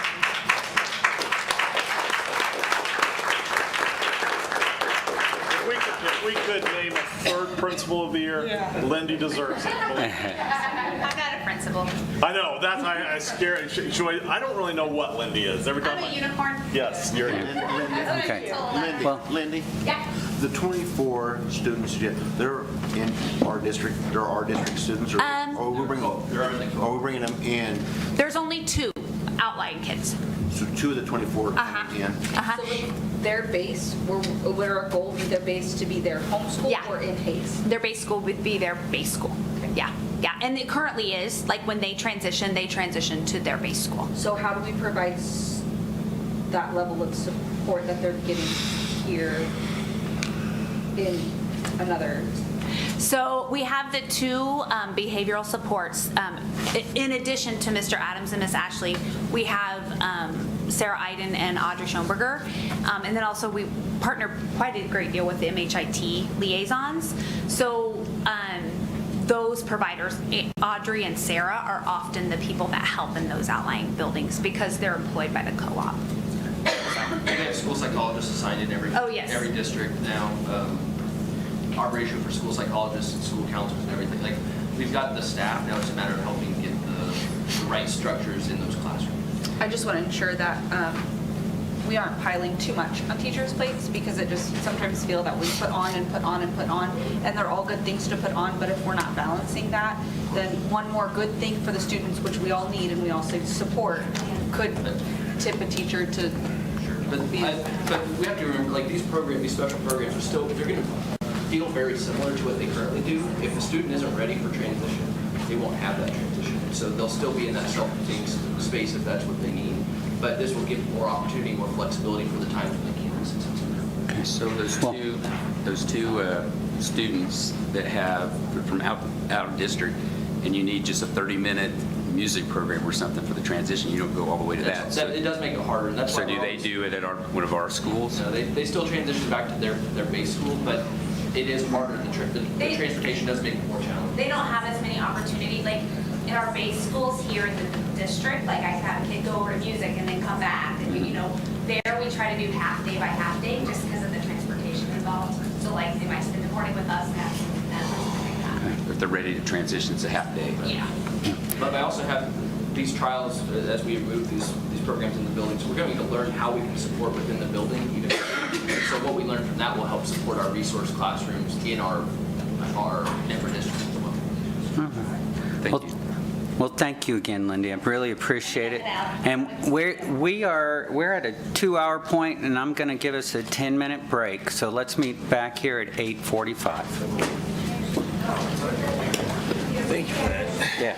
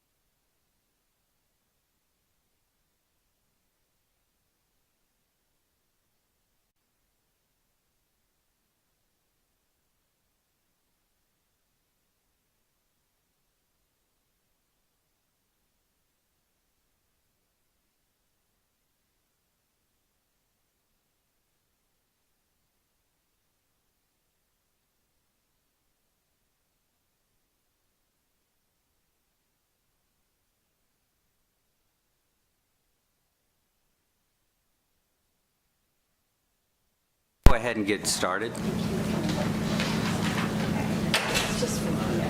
And we are at 6.3, the asbestos abatement for Hayes Middle School and O'Laughlin Elementary.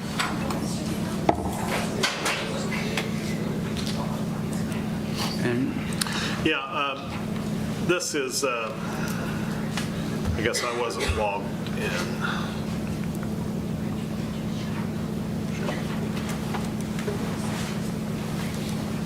What you have is the asbestos abatement for O'Laughlin and Hayes Middle. Rusty was going to be here tonight, but he got sick, and so he's not here to talk about this. But I think the thing is, what you have is a bid from ACM for asbestos abatement. And basically what this is doing some of the pipe chases that are inside both buildings that need to be removed. You have a base bid from ACM for $43,990. In addition, and through in the board packet, tried to explain that in the ACM bid, they did not include the individual pipe chases. So what they're charging is $54 per pipe chase. It could be as high as 215 pipe chases, which if you take the $54 times 215 pipe chases, that gets us to the $55,600. The other bid came in at $96,800, and that was including doing the pipe chases. So that was a little bit of the confusion. So recommending to the board to take the ACM removal asbestos abatement bid for that will not exceed $55,600. It will be less depending upon how many pipe chases they actually find. I guess my question was on the ISI bid for the Hayes Middle School. They have 600 mudded fittings as an estimate on theirs. Where's the discrepancy between the 200, 215, and the 600? I can't answer why they have 600. Well, and I didn't see. I mean, right now, what I guess I'm telling you is that the bid that we are asking the board to approve is $55,600. So I guess if they found another 400 pipe chases, we would tell them not to do that. We would do no more than $55,600 worth of work. And then have to come back. We would have to come to you and say, okay, we got 200 more pipe chases. We need to get approval. But according to what I'm being told, they don't even think there's 215 pipe chases inside these buildings. I guess my other concern is wanting to come out of capital outlays at the bond, because it seems like it's renovation stuff that should be covered under the bond. This has been pretty much standard practice for anything in terms of asbestos abatement that has come out of capital outlay. We have sufficient funds in capital outlay, and that's how we have rolled. Also understand that once you start taking dollars for asbestos, you're taking out of available funds for classrooms and finishes, touches, everything that goes with it. Yeah, no, I get what you're saying, but at the same time, the reason he did it out capital outlay before was because he didn't have bond money. This is something, it's not maintenance of equipment, it's not other stuff. This is actually taking down asbestos that if we weren't renovating the school, I don't think that would be taken down necessarily. So I think it's part of the bond project. In response to your question, I think you earlier stated your concern about not having enough in our bond funds. So to me, it makes sense that we do take it out of capital outlay when we have sufficient funds in capital outlay so we can preserve all our funds for bond work. I think it makes sense to spend wisely, and that's what I'm trying to say. I don't think that we're spending wisely on that end, and we're trying to rob Peter to pay Paul, so we're taking money out of the capital outlay and moving it over. And of all the things that people have talked to me about, different citizens and whatnot, like this is kind of the big one. They're like, where's all the money going? Because people are seeing the numbers and they don't think it jives either. So I'm going to vote no unless it comes out of comes out of the bond. The plan is to come out of capital outlay. Understood. I see 43. Where do you get the 55? because they did not include the pipe chases for the, and it's $54 per pipe chase. If you take 215 pipe chases, if there are 215 pipe chases, that would get you up to $55,600. So we will spend no more than $55,600. But it could be anywhere from there to there. From what I am told, although I don't know, I'm told that they don't believe there's 215 pipe chases. So how is this, we're taking this out of capital outlay, it's part of, I know we've got contingency, but it's not part of the 5-year plan. Yeah, it is part of the 5-year plan. The asbestos? Yes. So did we take the Roosevelt abatement out of capital outlay also? Yes. Yeah. And how much was it? Can't tell you off the top of my head. Are these areas, like the O'Laughlin area, are these areas that are going to be in the bond Well, what they are, they're up in the ceilings, and some tunnels. I don't know if it's tunnels on these projects. It's actually the fittings in the pipe chases. So some of them are like, 2 walls where they're running plumb in between. Some of it's tunnels. Some of it's above. Okay, so is this the end of the asbestos removal for these? No, this is the end of, I believe, the friable asbestos. What we have left in some of our buildings are non-friable, which is mostly floor tile. And so O'Laughlin and Felton, I guess is where we're at here. They still will have some down the road too. Yeah. Will that be taken care of when we're doing the bond renovations? Yeah, we've done prior. The reason we would love to be able to have them come in and do it this summer, but the problem is a lot of that is floor tile, and so we would be without flooring. So. Okay.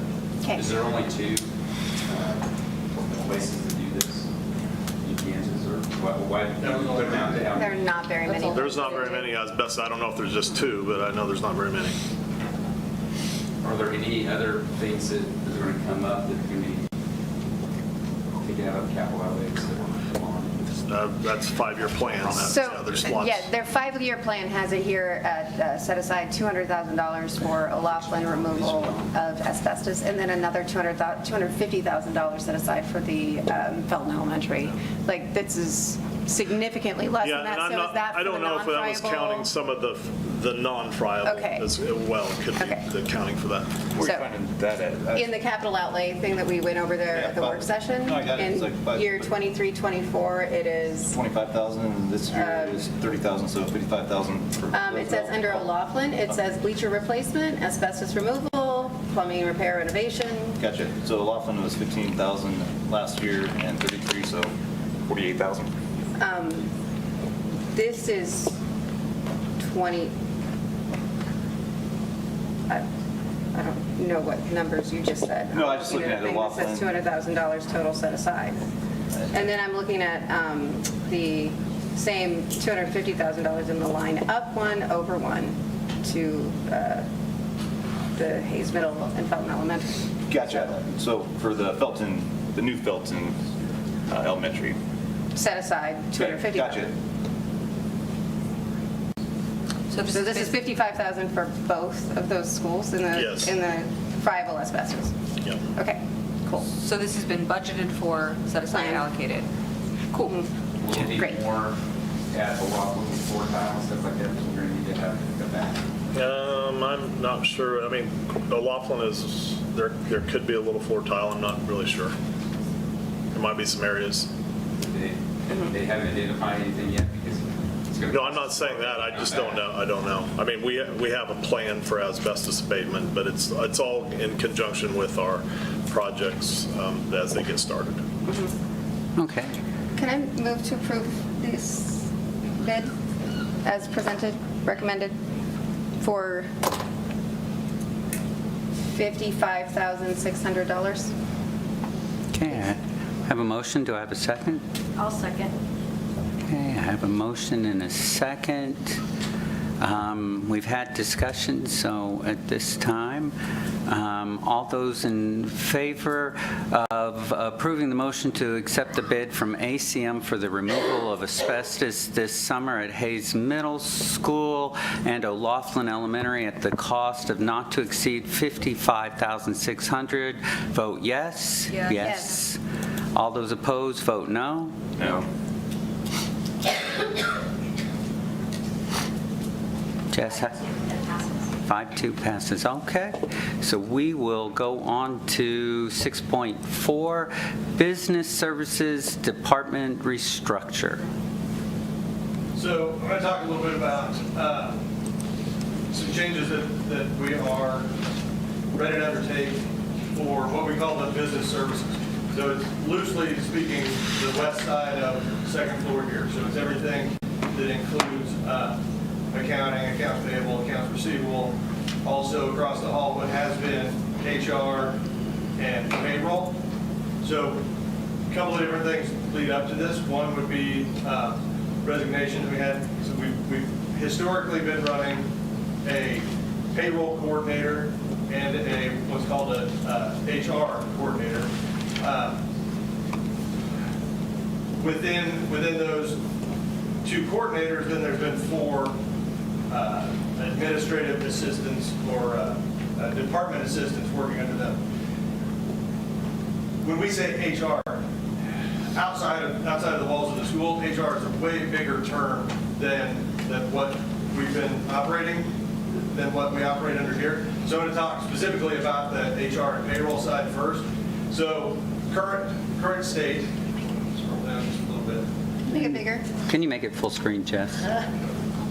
That's why I had Jeff share instead of me. That's why it's here. We are all blind. On the screen. Okay. No, bigger than that. Maybe one more. A little more. Come on. Maybe one more. Come on. Make it feel the. Sorry, thank you. We do have it. It is on there. Okay, so this is what we have current state. On the HR side, what has really been happening, the HR functions on the HR side have been onboarding, offboarding, benefits administration, benefits open enrollment, those kinds of things. And then on payroll, it's been leave, pay, contracts get kind of mixed in a little bit between the two. And we've had one specific HR assistant, a couple of payroll assistants focusing on a couple of different things like the sub inputs and leave balances and leave and time tracking, things like that, and then one kind of shared position in between. With the resignation of an HR coordinator, as we rethink this, scroll to the next one. What I'm proposing is to bring the two back together, because really the differences, again, in HR, all of those things that are going on are considered an HR function. Specifically, what we're doing on that end of the hall is the employee services. So it is the benefits administration, it's the payroll, it's the contracting, onboarding, things like that with employees.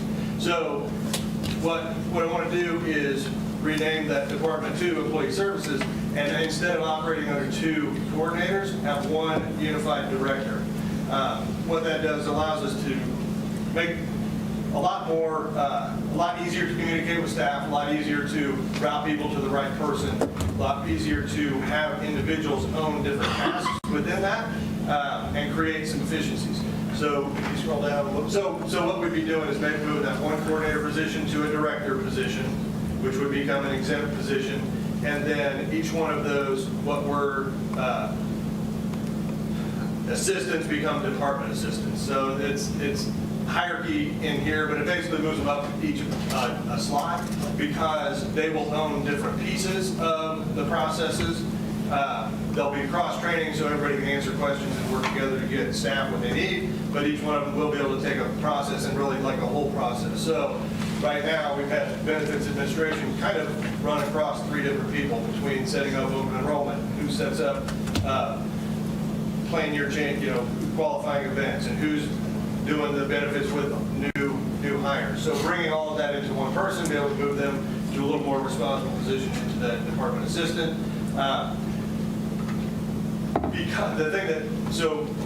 One of the things that allows us to do that is some increased efficiencies that we started to realize over the last couple of years as we've switched ERPs and moved into electronic time tracking and some of these other automated things.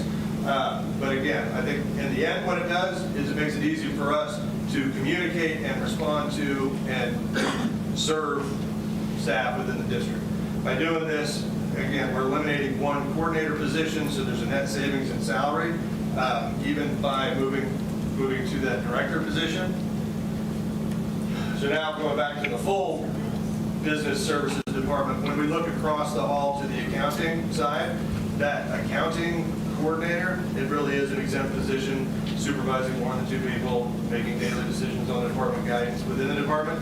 And so while we're making that move, I'd like to just move that position to the director level, an exempt position also. So that's factored into the total salary savings by reducing the position. So if I am wrong and we are still end up being one person short, we have some money that we can set aside to look at adding another, maybe an assistant level or reception type person within that department. But I think overall it meets our needs and I think better accomplishes in a more efficient way what we want to do and what we need to be able to do for staff. Are they currently hourly employees? The coordinators are currently non-exempt positions, so they're hourly. The 2 coordinators, so we had 3 non-exempt coordinators. I'm proposing we go to 2 exempt directors. Job descriptions, when I pull those out, they don't change a bit. They're really in an exempt position already. So they're using their current salary, they're going to be salaried now? Yes.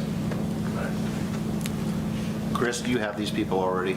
Yes. Already.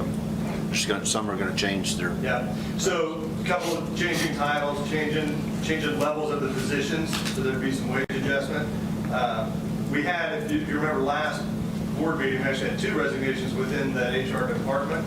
After going through this restructuring, one of the HR assistants that will now be a department level assistant rescinded her resignation. So really the action here would be approving the changes to the position and accepting the rescission of her resignation.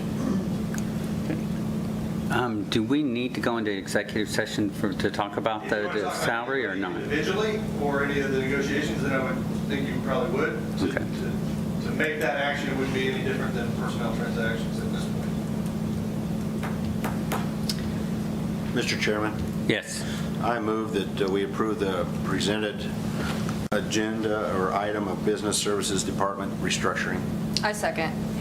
I have a motion and a second. We've discussed. Do you have further questions? I have another question, yes, please. Okay.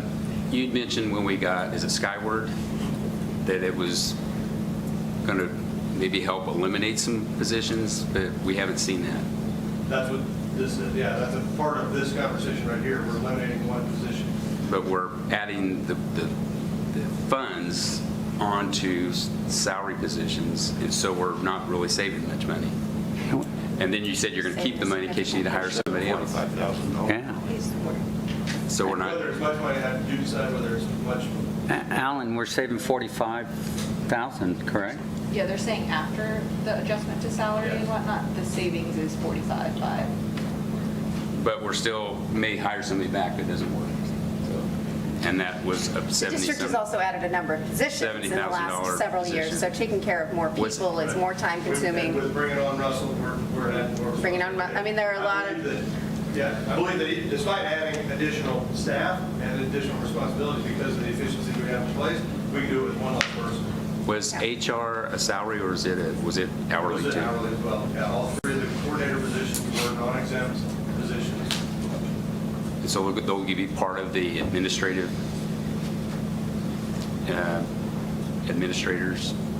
salary position. That's where that line item. They would be, yeah, they'd be, yes. Okay. All right. Well, we have a motion and a second, so I'm going to go ahead and call for a vote. All those in favor of approving the motion for the restructure of the Business Services Department as presented, vote yes? Yes. Yes. All those opposed, vote no. All right. Hearing no no's, I take it it's been approved? Yes, it passed 7-0. All right. We will go on to 6.5, non-resident student enrollment capacity. Okay, this is just part of legislative action that actually occurred last year, and we're having to create capacity levels as part of that legislative act. And so what you have before you is just the process in terms of how we will identify what our levels are in terms of allowing open enrollment for non-residents. This is only individuals who want to come to our district who are outside our district boundaries. And so we have set levels at 250 per grade level. That doesn't necessarily, we do have some grade levels right now that have over 250, but what we're talking is non-resident. So if we're over 250 and we have someone who is outside our district that wants to come to our district, we would have the ability to say, no, we will not accept them based upon what our capacities are set at right now. There's a process that we'll go through. June 1st, we determine how many open seats we would have at the grade level. That'll be posted. That's part of the requirement of the legislative act. And then we'll accept applications, and if we have more people than we have open seats, there is a lottery system that we would go through. But of course, there is some priorities before the lottery, the drawing. Any child who's in DCF custody of foster care would get priority, a seat in our school.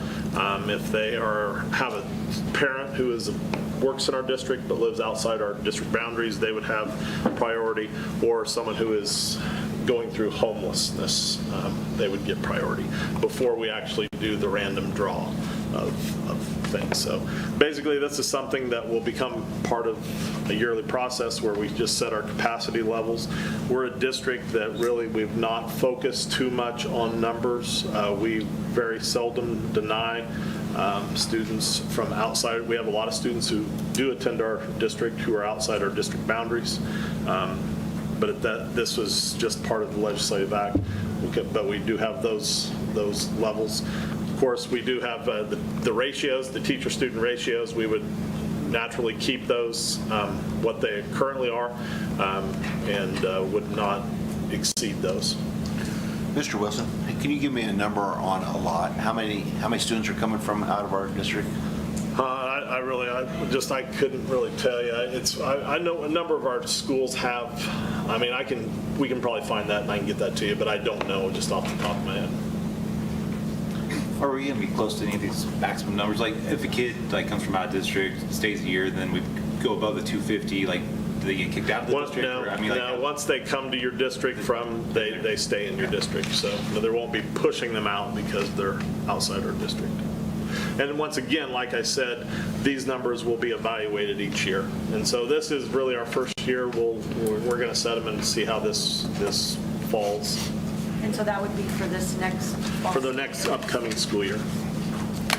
So the ones that are currently from out, they don't have to get, ones that are currently in our district from outside of the area, they're not going to be reevaluated? Mr. President, I move that we approve the non-resident student enrollment capacity plan. Second. All right, I have a motion and a second. We've had discussion. At this time, I'm going to call for a vote. All those in favor of approving the motion to approve non-resident student enrollment capacity for school year 24 to 25, vote yes. Yes. Yes. All those opposed, vote no. All right, it passes. And so that leads us to 6.6, Hayes Middle School mascot discussion. This was a discussion added to the last meeting requested by a couple of board members. So I will ask, I will point out, actually I'll have Mr. Wilson talk about the survey that he attached here, and then we'll continue the discussion. I think there was, just to provide information for the board as you look at this discussion. We had 2 surveys that were completed. One was original back to the December of 2022 when we had our mascot discussion that was primarily focused on Hayes High School. But there was one question that was sent out during that time that entirely focused on uniting. I think the question was something, would you be in favor of uniting, having the same mascot in Hayes High versus Hayes Middle?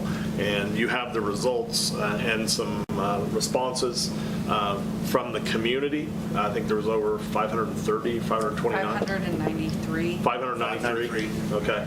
So a lot of input there, as well as a Hayes Middle School staff survey that was sent out just last week, and the results of that survey for you to make decisions. So I read through these surveys, and I've talked to several people about this. Like, I really think it's important to get a lot of feedback before we make this decision, because this really does represent so many people. And I would just like to take a second, and I know that this community survey was from 2022, but I am wholeheartedly disappointed in the responses that were on this survey. I was disgusted, and I had to stop reading after about 300 because of the level of not only ignorance, but immaturity in these responses. I really had to stop and walk away because the things that people were saying were not only inappropriate, they were not pertinent to the conversation, and it was ridiculous. So I really truly hope that as a community we have grown since 2022, and if this conversation ever comes to you again, please be better. Jamie, that's Respectfully. called Facebook. It's horrible. It's called I Facebook. cannot read a single more, absolutely not. Now, in terms of the middle school survey, the middle school results, I think that's overwhelming in one direction. I have heard more than enough support. Now, in this discussion, I want it to be known that we are not talking about the overall changing of the high school mascot. I know that Indians currently is a discussion, and I'm not saying that's not a discussion we should have. I'm not saying that we're not going to have that conversation, but I'm saying that's not the conversation right now. Right now, we're talking about unity as a district. We're talking about unity as a campus between the middle school and the high school. So if the discussion comes back in the future of changing from the Indians, that will happen. Then this is currently just discussing if we are coming together as one, correct? It's your request, so yes. Yes. If that's the way you feel. So I think that based on these survey results and based on the overwhelming support that I have received, I think it would be in favor to proceed as one entity, as one mascot, as, one unit, honestly. But that's just me. Yeah, and I would just reiterate that, remember, the mascot was changed. Mr. Henderson provided that to us last year, did a presentation on the change of the mascot itself. It's no longer an Indian headdress, it's the arrowhead with the H. The colors would remain the same. I think that's the logo. The logo. Yes, the logo. So there's no mascot. The it's a logo headdress. represents the mascot. That's correct. So that change was implemented last year and approved and gone forward. So I say we move forward now, so coaches and teachers and whatnot can move forward with where our district is heading, and we move away from this moving forward. One unit, one unity, one campus. Yeah. I'm going to go ahead and make a motion to change the Hayes Middle School mascot to match Hayes High Schools and have one campus, one logo, one mascot. Second. Okay. All right. So we have a motion and a second to unify the mascot for the middle school and Hayes High School. Am I wording that correctly? Okay. Mr. Brooks, I'm assuming that comes with the same colors, the same emblem, and the same name? I would guess we voted on, I wasn't here when that vote happened, but the vote was taken last year to change the... Vote for colors and... Change the color was unanimous. Yeah. Yeah. So, And, okay, is there any further discussion? I think it's interesting, in the community survey, this is the first time that I've read the content of those responses, and there were an overwhelming number of people who think that unifying the campus is appropriate. That is the majority of responses. There are an equal number, I think, of those folks who think it should be unified if it's not the Indians. It is a thing to increase the impact of something. And as we're moving into trauma-informed models in a number of our schools, understanding historical, generational trauma imposed upon peoples who were here before we were is very important. I think also in the staff mascot survey, I thought it was interesting that a repeated response was that it feels inappropriate to bring this up again. There is no new information. There is no new information. And when a board has made a decision, even if it's a previous board and you don't like it, it's typical and appropriate to revisit that if there's new information. But it wasn't. Or if life's changed. It wasn't approved last year. It was a 3-3 vote. It was not, it did not pass. It did. It did It not was a pass. In order 3-3 to vote. change things- We have 7 members to vote now, so we will have a deciding vote. We could have also done it again last year when we had, our absent member here again. Mr. Brooks? Why wasn't it? Because it wasn't necessary, because the It board was- made a decision to unify with the colors and not unify with the mascot. Mr. Brooks? Why was the decision so, why was the decision 3-3 when the staff survey at that time was also this decisive? We didn't have the staff survey from the middle school. There was one that We also had conversations from Said it was staff 87. in support of, though, as well. Mr. Brooks? There was input I would from call for the staff. vote, please. It's not new. One point that I would like to make is that when we had that vote, we weren't talking, we did a lot of time for Hayes High, and we spent a lot of time with that, and then it was a really short amount of time that we talked about the middle school, and we went with that vote. This time, this board has 3 meetings. One was our work session. I know a lot of the public didn't know that we talked about it during the work session, that they didn't see it, but we spent a lot of time that meeting and this meeting and the one previous. So then we've had 6 weeks in between to get more input from, which I have gotten a lot of input from the community. So I feel like that this board has done a really diligent job of finding out and giving it the time that it needs. Mr. Brooks, again, I would call for the vote. Okay. At this time, I'll call for a vote on the motion to approve the changing of the Hayes Middle School. This is not how we worded it, but It is, okay. Changing of the Hayes Middle School mascot to the Indians. All those in favor vote yes? Yes. All those opposed vote no? No. I'm taking it past 5-2.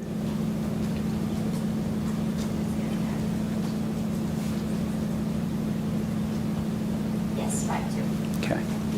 All right, so it passes, and we will go on to 6.7 financials. And Mr. Park, you asked this to be taken out? Yes, and I think because of time, and some of the questions that I can wait and do later or talk to Chris about. But one of the things is, and I know this time of year that we're spending a lot of money, but it's our normal, that we spend like $15,000 on Amazon, or is it just this time of year? Mostly this time of year. This time of year, early in the year, and then now. We're coming up on spending deadline, actually, today was the out spending deadline, so. And I know maybe we can talk to, because a lot of those items, I know we have local vendors that may be able to help them, but I know it needs to be done early and it's timing, it's a deadline and they want to get rid of, get their money taken care of. But I would like to see more in-town purchases as possible. And there's a lot of things that we could do. So we have 11 pages of Amazon. So that's something I would hope we can look at. The other one I was concerned about is Pure Zone. One of the items was dispensers. Is that one of the things that was for the bond? There's all the new dispensers for the bond.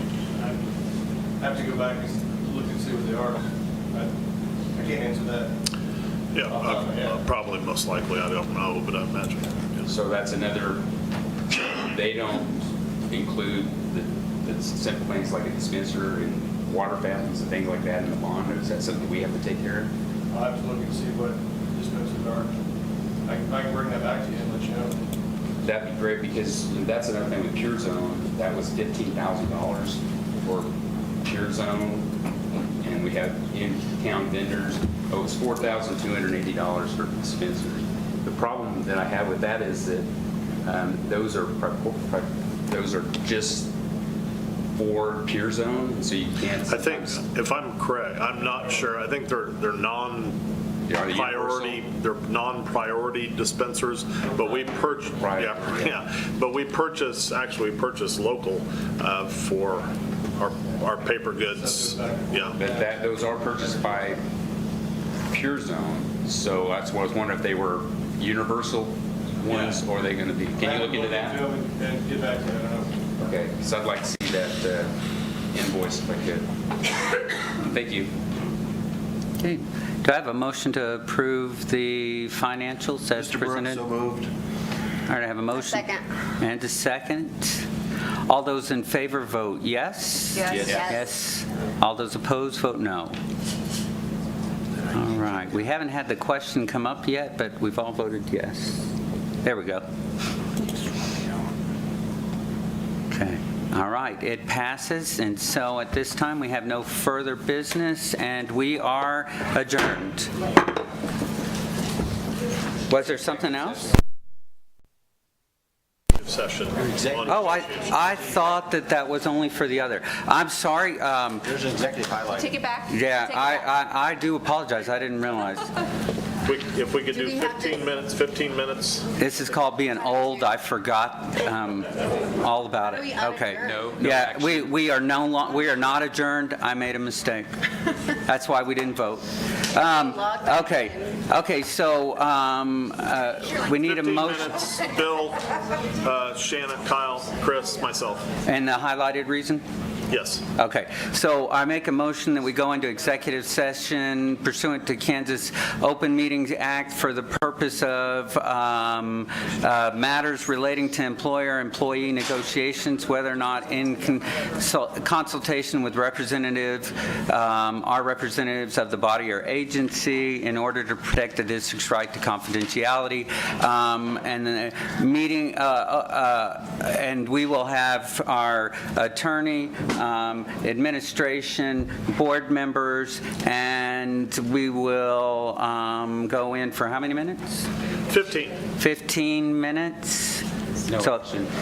What's that? 37. No action to follow. What time are you coming back? We are coming back 15 minutes, so we'll come back at 9:38. We're going to do 9:38. It'll take a minute.